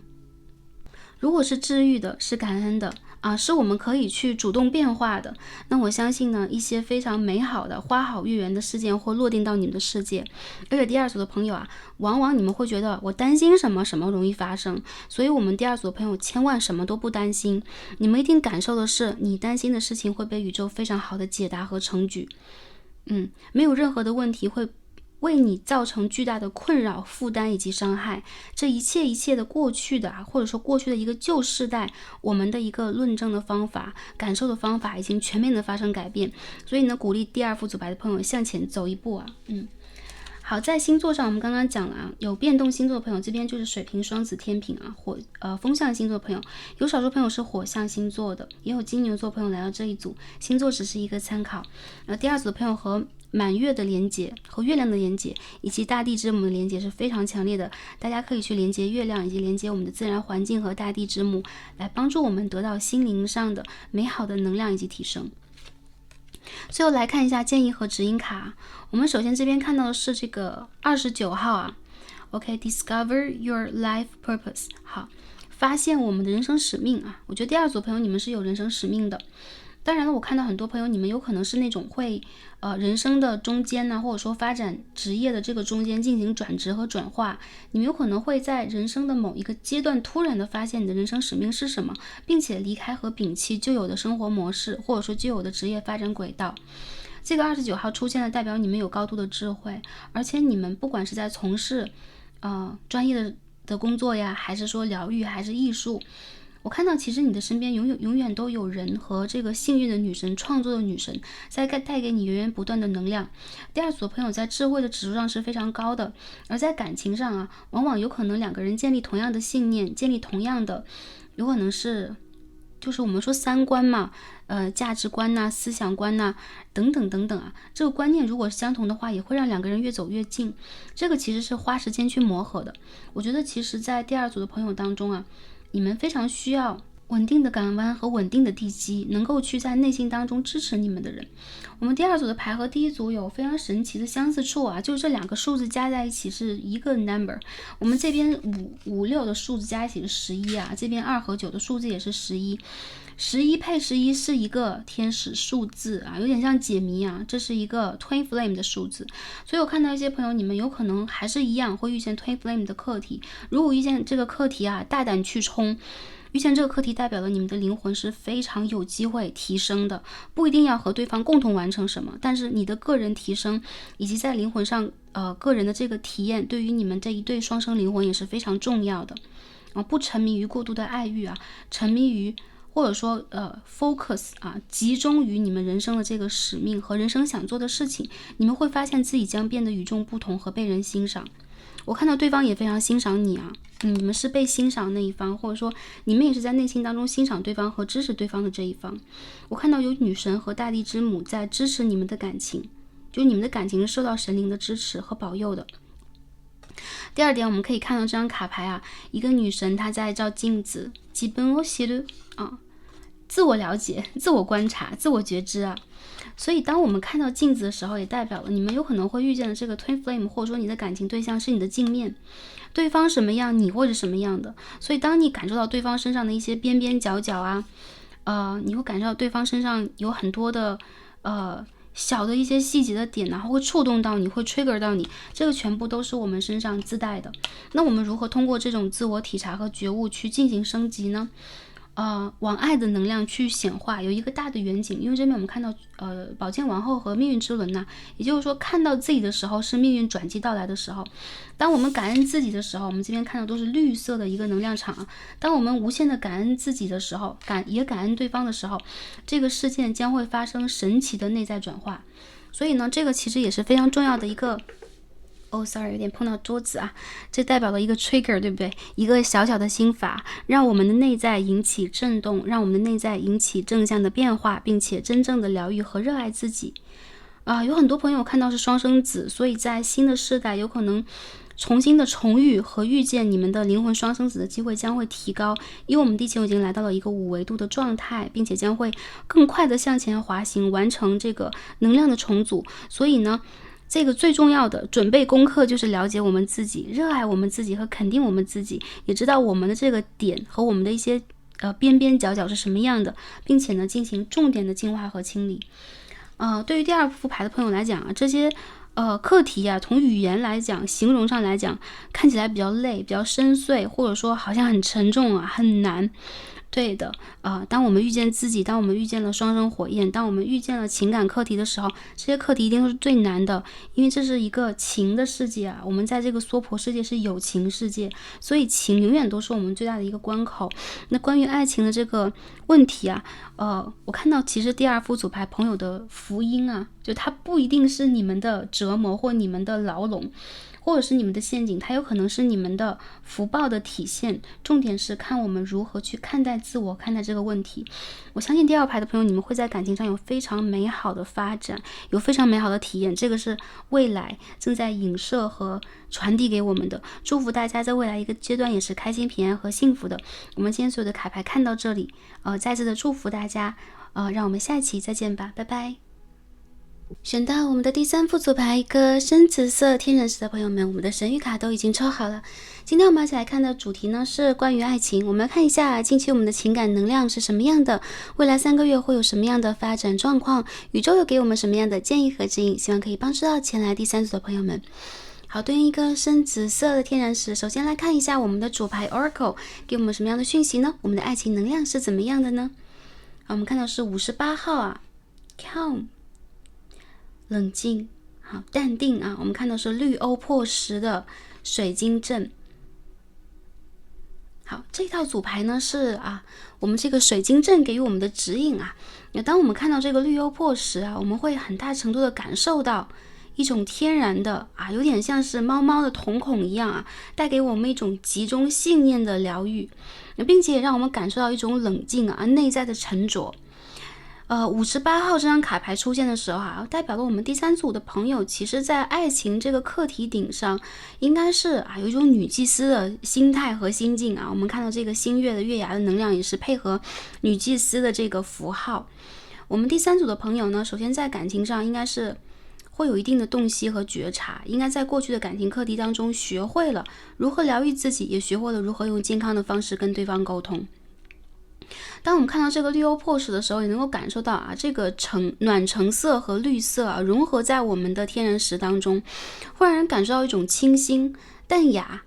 并且有一种与众不同的表达能量以及爱的能量。我看到在第3副组牌朋友周围的人应该会感受到你们天然的疗愈能力，也会感受到一种自然的释放和舒适感。第3组的朋友你们有可能是 Crystal 或者是 Rainbow 小孩，有一些在比如说70年代或者说80年代初成长的朋友们，也有可能是 Indigo 深蓝小孩。不过在你们的能量场当中，其实有一种天然跟宇宙的贯通和连接。我看到第3组的朋友跟你们去恋爱和跟你们一起去体味人生，体验这个人生是一件非常疗愈和有创造性的事件。而且我看到其实你们的内在懂得如何去爱，懂得如何共理共情，也懂得如何是平衡的有人性光辉的情感连接。最近这段时间呢，宇宙有可能正在帮助我们第3组的朋友进行一个集中的情绪上的疗愈，所以你们有可能在感情上变得更加理智了。不管我们之前经历过什么有可能是感情上也出现过一些波折呀，一些冲击或当下一些朋友干脆处在一个自我冷静然后独处的甚好的状态。我觉得你们当下其实正在转换你们能量场就是由星轮到我们这个太阳轮和脐轮，也正在不断的更加的稳固。当我们从这个脐轮到海底轮，就是我们的下3轮变得更加的稳定的时候，也是我们第3组的朋友重新 grounding 重新再落定的时候。我觉得第3组的朋友，其实你们身上会有一种天然的魅力，这种魅力其实也是非常性感的，同时呢，也会让周围的人愿意去打开心轮，跟你们去进行表达，跟你们去进行共处和同理。如果一些朋友会说，我最近没有感受到我是这样的一个状态，我看到在未来的一个阶段，你们会往这个方向去发展，这个是你们在成熟的过程当中必然会进入到的一个有可能是更加深厚、更加纯粹、更加有魅力的能量场。那我也觉得呢，其实跟第3组的朋友恋爱应该是一件幸福和开心以及疗愈的事情我觉得第3组的朋友在未来这个阶段有可能也会找到跟你们在理智线上共理的，就是你们的价值感你们有可能对于一个事情的判断，你们的理解甚至是专业是相同的，有可能在这样的一个人生轨迹上，你们会发现长期可以去共处的对象我们看一下副牌是什么。第一张我们看到是 10th house第10宫，第2张我们看到的是 Hygeia。OK， 这是一个掌管健康的女神是我们的医药之神的女儿所以当这个行星点出现的时候，我们可以看到有一些朋友你们本身天然具有疗愈能量，还有一些朋友你们从事的是跟健康相关、疗愈相关的事业，有些朋友你们的专业如此，也有些朋友呢，其实你们会有天赋是疗愈人有可能用药用精油、用草药等等会有这种天然的感受。10宫本身就是我们的事业愿景宫我看到在未来很多朋友你们的这个事业将会打开，并且有可能你们的感情对象是跟你们的事业专业相连接的，有可能从事同样事业的人会出现。10宫出现在 Hygieia 我们这个健康宫位啊，包含了我们这个健康女神的这个点位上，也代表了有很多朋友，当你们建设好你们的健康，有可能你们的人际关系和你们的事业发生轨迹都会打开。所以最近这段时间，如果有一些朋友感受到，我的事业也好，感情也罢，都有点卡卡的、累累的，或者是有局限、有瓶颈的，这代表了我们的心力和我们个人的能量场有可能出现了一定的漏泄啊，有可能出现了一定的不足够、匮乏的一个状态。所以呢，这些牌都代表了我们在当下需要注重我们的3维身体给我们什么信号，因为身体是我们灵魂的殿堂。很多朋友，我觉得你们的灵魂的能量场其实是非常高的，所以有可能相比之下，我们的身体有可能要承载更大的能量。有的朋友有可能会有一些长期的体弱啊，或者是一些慢性的小问题。那在这个秋天呢，是疗愈这个问题非常好的一个节点。当疗愈这个问题之后，看到很多朋友再一次出现的一个信号，就是你们的事业将会发生一定的成长和转折。由此可见啊，大家在事业上所遇见的一些对象，所对撞出来的一些能量，会让我们在情感上出现优势，出现非常好的一些对接。有很多朋友啊，你们可以先立业后成家，也就是说，在事业上如果出现了一定比较好的发展，也代表你们在感情上会出现落定的更高的空间。当然，我觉得其实第3副组牌的朋友啊，这并不代表你们的感情对象是在瞄准你们的事业的，一定要搞事业才能够有感情。相反是你们在人生当中有了你们独立的一定的空间点，会让你们的魅力得以释放啊。我看到第3组的朋友，其实你们是完全可以独立的，并且有可能在某一个专业领域啊，某一种专业领域，你们会展现出夺人的光环啊，耀眼的天赋。我看到你们的这个理智线很好，所以你们分析问题的能力、解决问题能力都是很佳的。然后我看到你们其实是内心非常的温柔，以及具有理性光辉的人啊。当评判一些事实、评判一些事物的时候，你们也会站在非常公正啊，然后非常这个可以说是中立的立场上来看待这一切，会给不管是哪一方啊，如果你们在做一些裁决啊，或者说法律类型的工作啊，解决问题、跟人相处等等，你们都会给所有人非常好的一个对处，或者说是解法。所以说这个世界是非常需要我们第3副组来朋友的。当然了，我们今天探讨的是爱情，如果是在爱情上，你们这个魅力是你们对待问题、你们处理问题、你们在看待爱情的时候，这个视野、这个角度和这个目光上的。当然在外形上，我们第3组的朋友啊，我看到你们其实是蛮能够给人带来面子的啊。10宫其实是我们的事业宫，也是我们向外展示我们自己的方式。所以我觉得第3组的朋友，你们有可能有专业魅力，或者说你们的形象会让你的另外一半觉得很有面子，很给我带来这个声望啊，很给我带来善意的关注度等等啊。我们第一张抽到的是 The Chariot 战车牌，我们开始抽我们的 Tarot 塔罗牌啊，来连接一下第3组的朋友，我们这次的情感能量是怎么样的，也帮助大家做一个验证，好吗？我们第3组啊，换一套 Tarot 塔罗牌。好，第一张 Chariot。看一下第3组能量是如何的呢？我们的情感能量是怎么样的呢？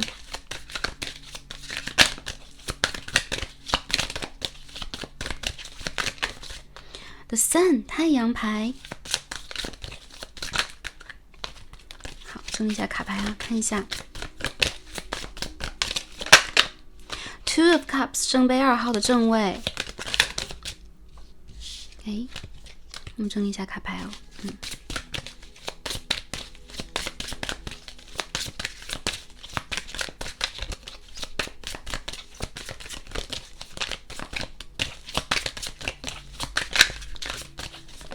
好，我们第3组朋友啊，让宇宙来帮助我们寻找到这张卡牌，连接一下我们的情感能量。The High Priestess in Reverse 女祭司的逆位，我们再抽一张啊。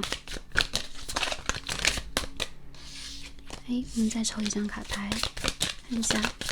我们看到很多 Major Arcana 很多大牌 Queen of Wands in Reverse， 我们再抽一张啊 ，clarify 一下这个信息是怎么样。感情。当下的能量是什么啊？我们看到应该是一张 The Death。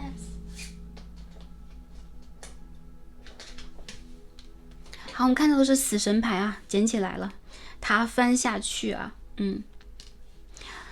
有没有很多大牌？大家可以看到战车、太阳、女祭司牌、死神牌，这是什么？第三组的朋友啊，当然大家不要担心啊，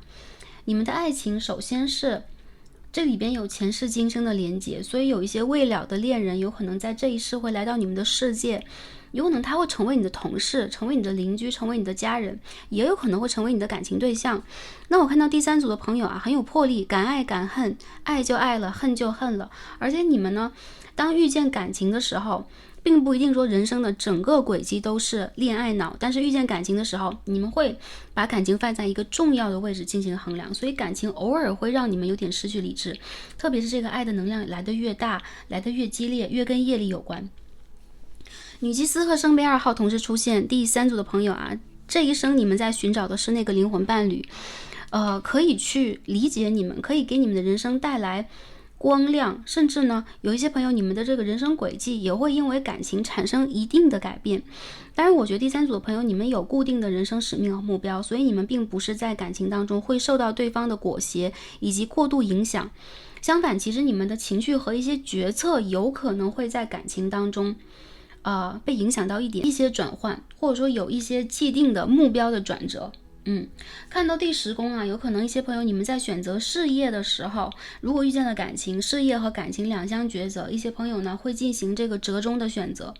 那不管这个选择是什么样的啊，这个都是你们人生固定的轨迹。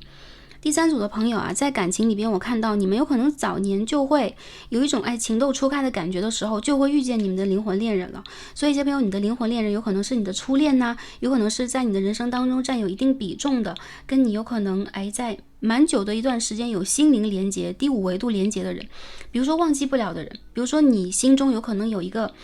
比较美好的目标，比较美好的白月光都有可能。我看到这个人同时也是忘记不了你的。我看到很多第三组的朋友，你们在为了爱情变得更优秀，甚至在超越原来的自己。有可能爱情会让你们变得更加的蜕变，更加成熟，也有可能在某一个阶段让你们黑化。这个黑化的意思就是点燃你内心当中的莉莉丝，让你感受到不公平、不平等，甚至想要去超越过去的自己。当然这个结果我看的都是好的，你们在这个综合的一个轮回或者说一个阶段里边，能够去学会如何疗愈自己，如何让自己产生良性的健康的情绪情感状态，也容易让自己去建立事业的目标。有一些朋友其实在事业上啊是早年聪慧的，但有可能中间呢遇到过一些纠葛，或者说遇到过一些起起伏伏，但是我看到最终你们会成就非常亮眼的，甚至是声势浩大的事业啊，这一切都是一场奇迹。对于第三组的朋友来说啊，你们的感情发展之路啊，其实是非常具有戏剧化，然后也非常吻合宇宙给予我们的剧本的。我看到其实你们身上非常美好和优势的一点就是爱就是肯爱，爱也肯付出。当然不爱了，你们也会头也不回然后被你们爱着的人呢，会永远记住你们，你们会给大家留下非常深刻的印象，而这个印象是有魅力的，有的时候呢也是非常激烈、非常剧烈的。如果出现情绪的话，也会直接明了的给对方以经验上的洗礼那我也看到很多第三组的朋友，最近的能量是你们正在从爱的状态里边学会觉醒自己。有可能一些朋友在之前闪电恋爱也闪电分手了，一些朋友在经过一些约会的过程里边在了解自己，有少数的朋友你们在经营一个长久稳定的情感而这个情感其实也在内部让你发生变化。有可能你在感情里边从依赖学会如何独立，从奉献让对方处在一个快乐的状况里边，学会了如何也照顾自己的情绪。所以我看到很多第三组的朋友这个阶段，特别是最近这个11月开始，你们正在去了解和发现自己内在有可能之前未可知的一个部分，有可能这个部分就是你的内在小孩重新的一次觉醒。还有第三组朋友最近这个情感能量会让你们暴走，比如说过去你们可以去接受对方的一些态度有可能你会接受的一些 offer 在最近接受不了了。原因在于什么？新一次的自我觉醒让你们拥有了人生新的期待。我认为这个期待有可能跟你们的事业规划相关，有可能跟你们的自我疗愈和自我的了解相关。而在这个过程里边，你们会觉得过去一个阶段的你们有可能都是在人生的某一个年纪的这个发展当中，你们在理解什么是爱，也理解什么是非常美好的陪伴，你们有可能有非常美好的一些情感经历。那单身的朋友呢，有可能你们会喜欢一些美好的文学著作啊，美好的影视作品啊，去传达人类情感连接当中浪漫的这个部分，但现在是一个脱浪漫的阶段。所以当我们看到这个主牌 calm 我们开始冷静，我们开始深入内在，我们开始理解自己的时候，你们有可能会发现，你们的内在其实除了过去在感情里边天真烂漫的追求，也会有更深一层灵魂上面的追求。这个追求实际是蜕变式的，是锐变式的也会让你们在个性上，在处理一些问题的方法上产生改变。不过这个改变我觉得是非常具有魅力的，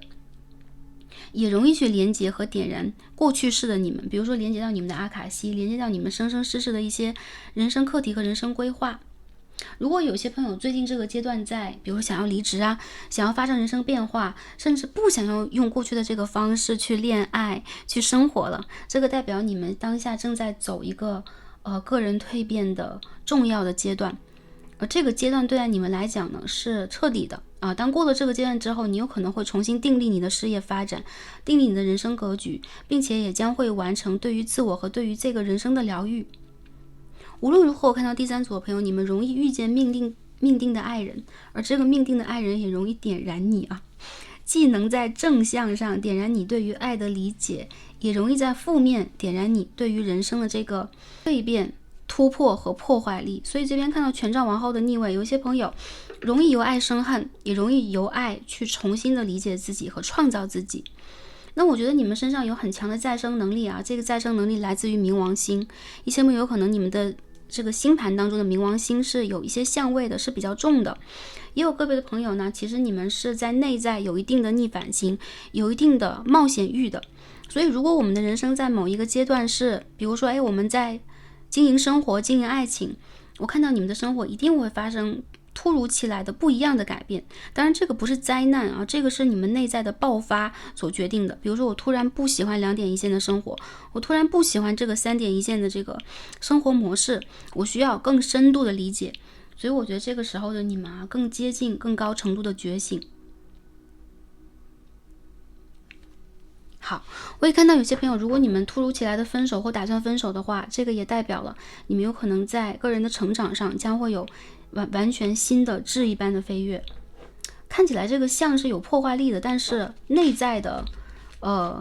这个通向的渠道其实是好的。我认为很多朋友你们在来的时候就已经制定好了你们的爱情旅途是什么，所以第一张就是战车牌嘛，第二张就是太阳牌，我们迎向这个旅途，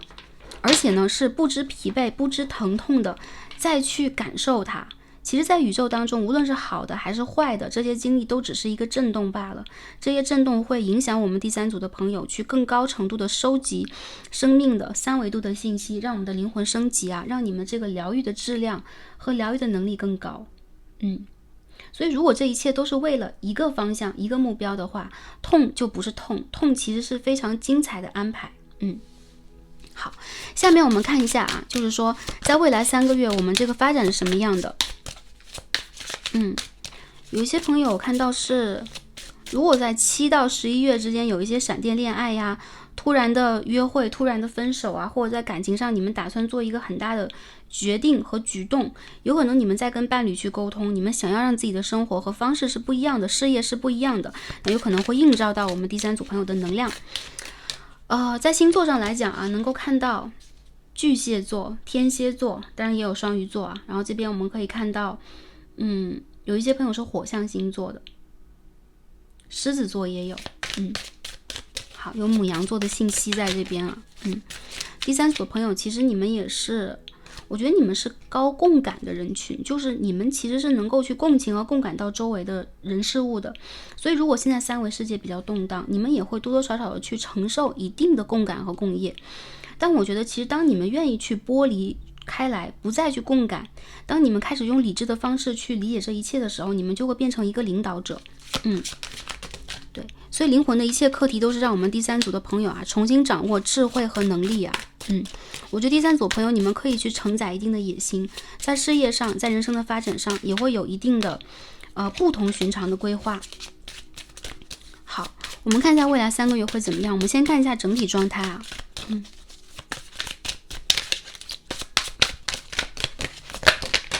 好，我们首先就看到的是 Judgment 审判牌啊。这边我们飞出来一叠卡牌，再重新整理一下。这边我们看到是 Knight of Cups 圣杯骑士的逆位。好，我们继续来看一下这张牌是什么啊 ？Five of Swords 宝剑5号的正位。我们遮挡一下这张卡牌。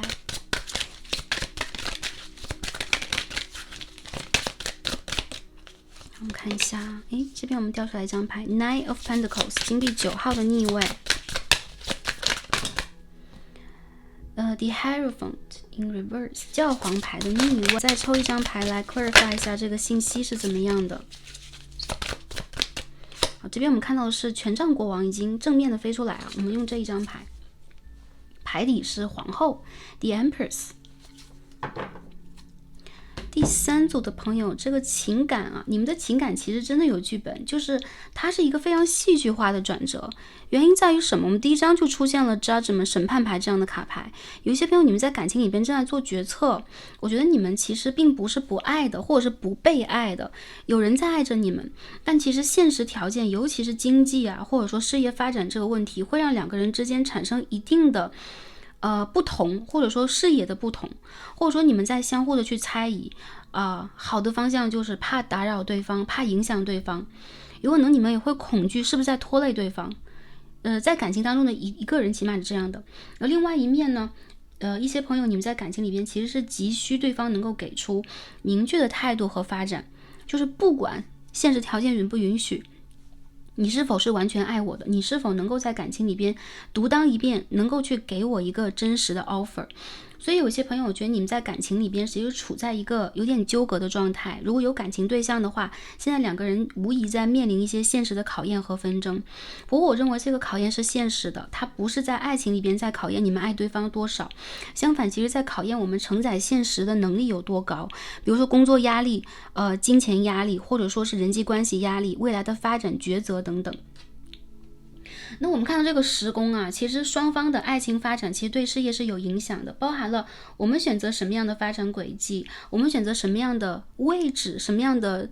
有可能是城市和国度来进行发展，这个2个人有可能都会有意见上的不同。所以我觉得其实对于第3组朋友来讲啊，心动以及遇见你命定的爱人其实不是一件难事，难的是我们这一对爱人应该用什么样的方法去共情和理解对方。这边出现了权杖皇后，这边我们很想出现的是权杖国王牌，因为这个牌一直是正位的，在我们的卡牌当中啊来回的就是说重现啊，在我们洗牌的过程里边，最终呢出现了。所以我看到其实呢，你的爱人或者说你爱的人啊，他在当下非常想要出现在你的生活里边。如果当下在断联或者在一个拉扯阶段，他非常的想要证明自己，但是这种证明仿佛是非常需要现实条件的，不是只有说一说，不是只有做一做就可以，而这个阻碍其实是非常大的，甚至是你们的家庭背景、你们的宗教背景、你们在社会里边所拥有的地位和身份，有可能会限制你们去无条件的奔赴这个爱，而你们在内心里边其实是信任对方，在爱着彼此的。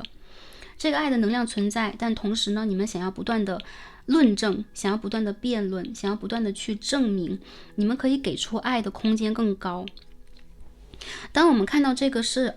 Seven of Wands 宝剑7号啊，也代表了对方在不断的观察你。我看到在关系里边有人在被观察，暗中的观察呀，不断的再去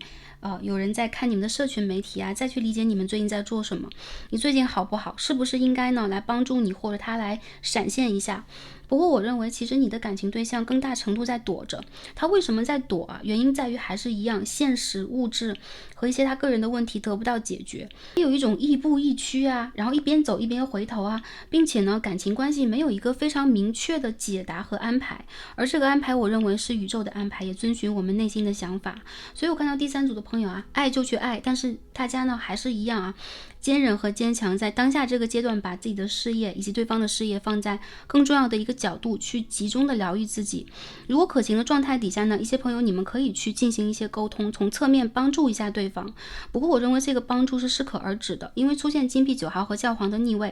哪怕我们越是去关注和越是去帮助这个人，或者对方反过来有可能一些朋友是大众占卜当中有可能会有镜像，就是对方越是来帮助我们和理解我们，我们又会觉得局促，因为我们不希望在爱人的面前以一个受伤者的、卑微的、弱者的姿态跟对方连接，我们是需要相辅相成的。所以当权杖王后和权杖国王同时出现的时候，也代表了有很多朋友在未来这3个月里边啊，你们会越来越去中和和平衡相互的能量，你会给对方和自己以空间去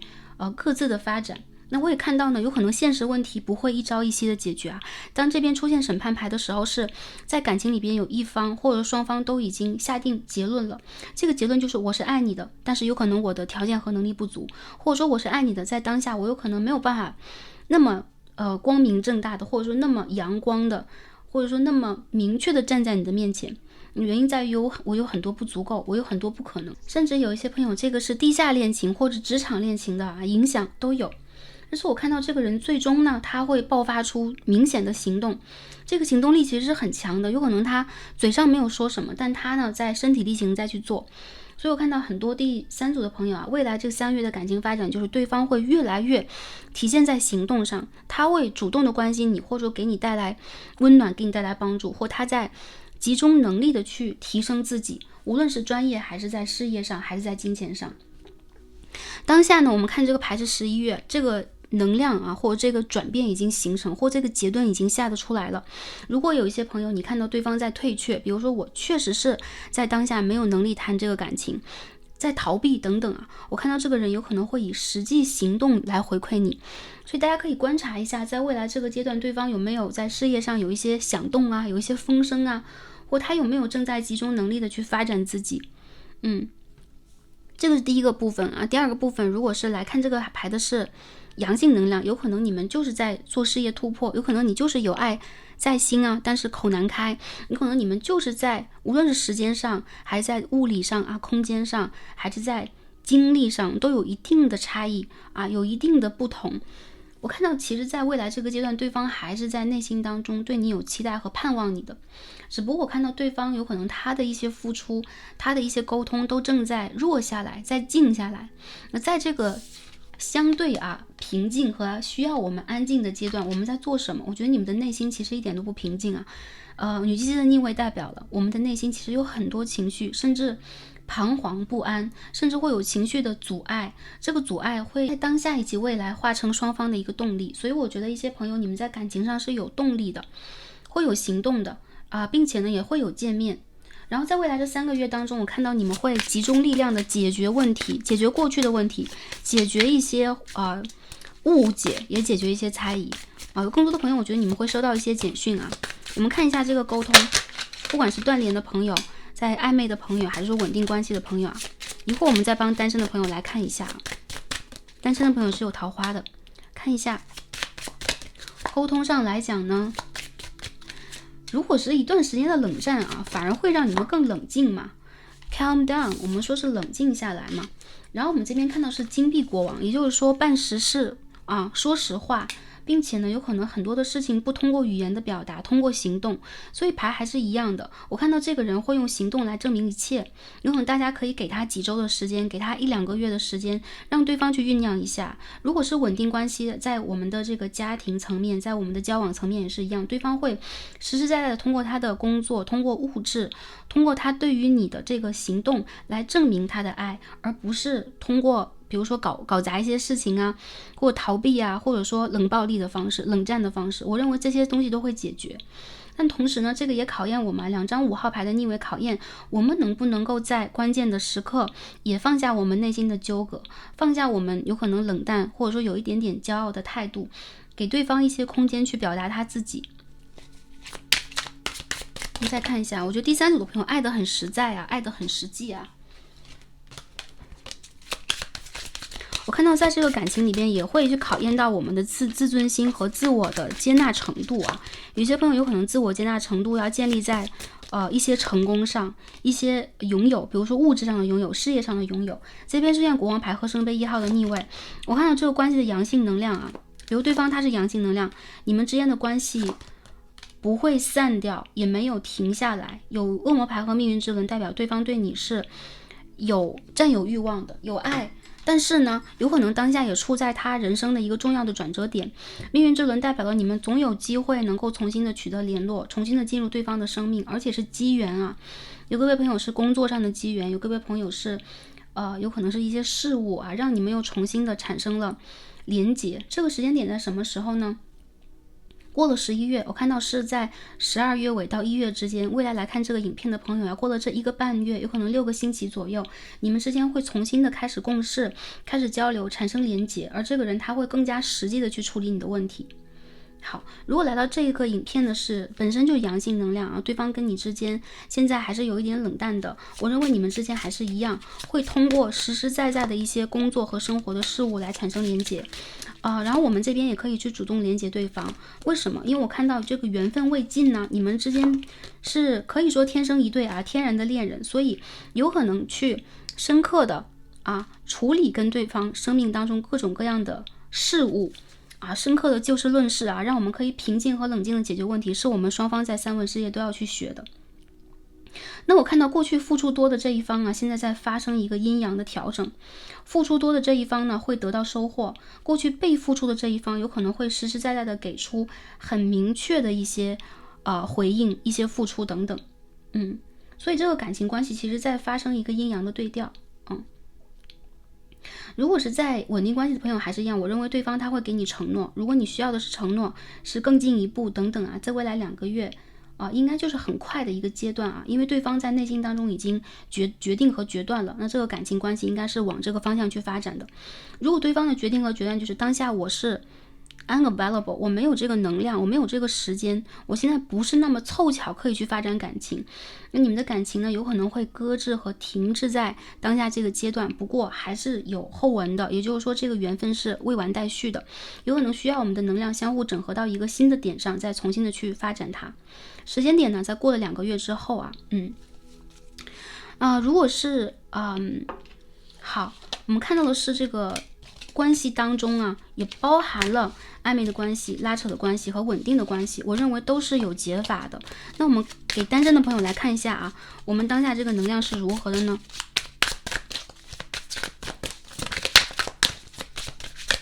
我看到周围有人暗恋第3组的朋友就是你们其实Ace of Pentacles 马上就要被告白了或者一些朋友你们是跃跃欲试，想要对自己喜爱的人进行告白，想要发展一段感情，你们正在去期盼一段正缘Ace of Pentacles， 我们看一下能量是如何的。The World in Reverse， 世界牌的逆位，我们遮挡一下，时间女神。好，然后我们再继续看一下这个能量是如何的呢？单身的朋友未来的这个发展，或者一些朋友也就重新选择了单身你们会有约会，有人会吸引你们因为你们在吸引着一个定向族群的人这个族群呢是什么样的在感情里有点闷在感情里边呢有一点被动，但是呢同时他们期待和祈祷真爱的出现，所以从这个牌里边也能够感受到我们第3组的朋友很有魅力特别是在你们有可能做事的时候认真工作的时候是最有魅力的，所以你周围的首要的是事业的合作伙伴会被你打动，再者就是在生活当中比如说你每天会接触到的人，你的邻居或者说你隔壁公司的人会定向的观察到你，所以我认为在未来2个月过后，有些朋友会有这个桃花降临，并且这个桃花其实是暗恋你蛮久的，而且他呢是有一定诚意的，一些朋友会被告白或进入一个稳定的约会阶段，也有些朋友在未来的1年呢有可能会修成正果，这个感情会越来越稳定，逐渐的变成真正的交往或真正的承诺，真正的婚姻。我们牌位也看到是宝剑2和权杖4如果一些朋友你们在当下有一些暧昧关系如果是在 dating 没有做出选择的话，我认为在未来2到4个月之间你们会做出选择。有些朋友会说我没有很喜欢的人我没有发现这个人让我觉得很有魅力喜欢我的我并不喜欢。那在未来2个月当中呢，大家可以再重新的观察和酝酿一下，我认为机会就在你们的身边有些朋友你们的出行会带来桃花如果很少出行如果我们的工作比较忙碌那这个年尾之前我们在解决工作的事务，那有可能在春天春季到来的时候是能量生发的时候春天是什么时候？我们这个春分是在3月尾3月20几号，当春分到来的时候，很多朋友会沐浴在爱当中，而且会有这个爱的发展，好吗？我祝福大家呢，在下一段感情里边非常浪漫的、非常和谐和美好，去体验跟灵魂伴侣的连结，并且呢，走向在精神上和我们这个三维世界上的高度统一，就是建立稳定的关系以及稳定的事业蓝图两个人也可以一起去稳定的建立。还是一样，我觉得第三组的朋友，你们可以被爱，你们也值得被爱。如果之前你们总是爱着那个人，你们是付出多的那个人，现在已经忍无可忍，无需再忍了，我们可以完全的调整自己，也可以把注意力放在我们自己的身上。那我觉得很多朋友在最近会拐过一个业力的节点，并且呢还是一样有缘分有一些朋友我觉得你们还是有后缘的，所以有一些故事不是在当下就已经画上了句点，而是会有一个新的开始。那在这里也祝福大家调整一下我们的能量，平和我们的阴阳能量，平衡我们的内在疗愈和外在的这个动力的机制让这两点达到一个平衡。我们可以运用我们个人的这个可以说是存在，也可以说是存在的方式来去利到我们自己，也利到这个世界，也帮助我们和亲密关系的人建立非常美好的连接。我相信第三组的朋友，你们可以在这个当中收获非常多。好，那在星座上我们这边刚刚看到了有巨蟹、天蝎、双鱼，我们这边看到还是水象星座蛮多的也有这个对宫星座摩羯座。各位朋友，火象星座火象星座的 couple， 或者说你们有可能并不都是火象星座的或者是土象星座的，但是你们之间有可能会有呢对宫星座的这样的一个共通感。对宫星座就是和你是180度角的星座。如果是摩羯座的话，那对应的就是巨蟹座，好吗？那如果是牡羊座的话，对应的宫位是天平宫位。如果是天蝎的话，对应的宫位是金牛这样的对宫星座会蛮容易出现在我们的第三组的，有点欢喜冤家的感觉。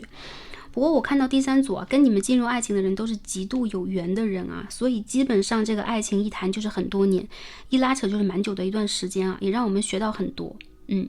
甚至可以去确立我们的事业。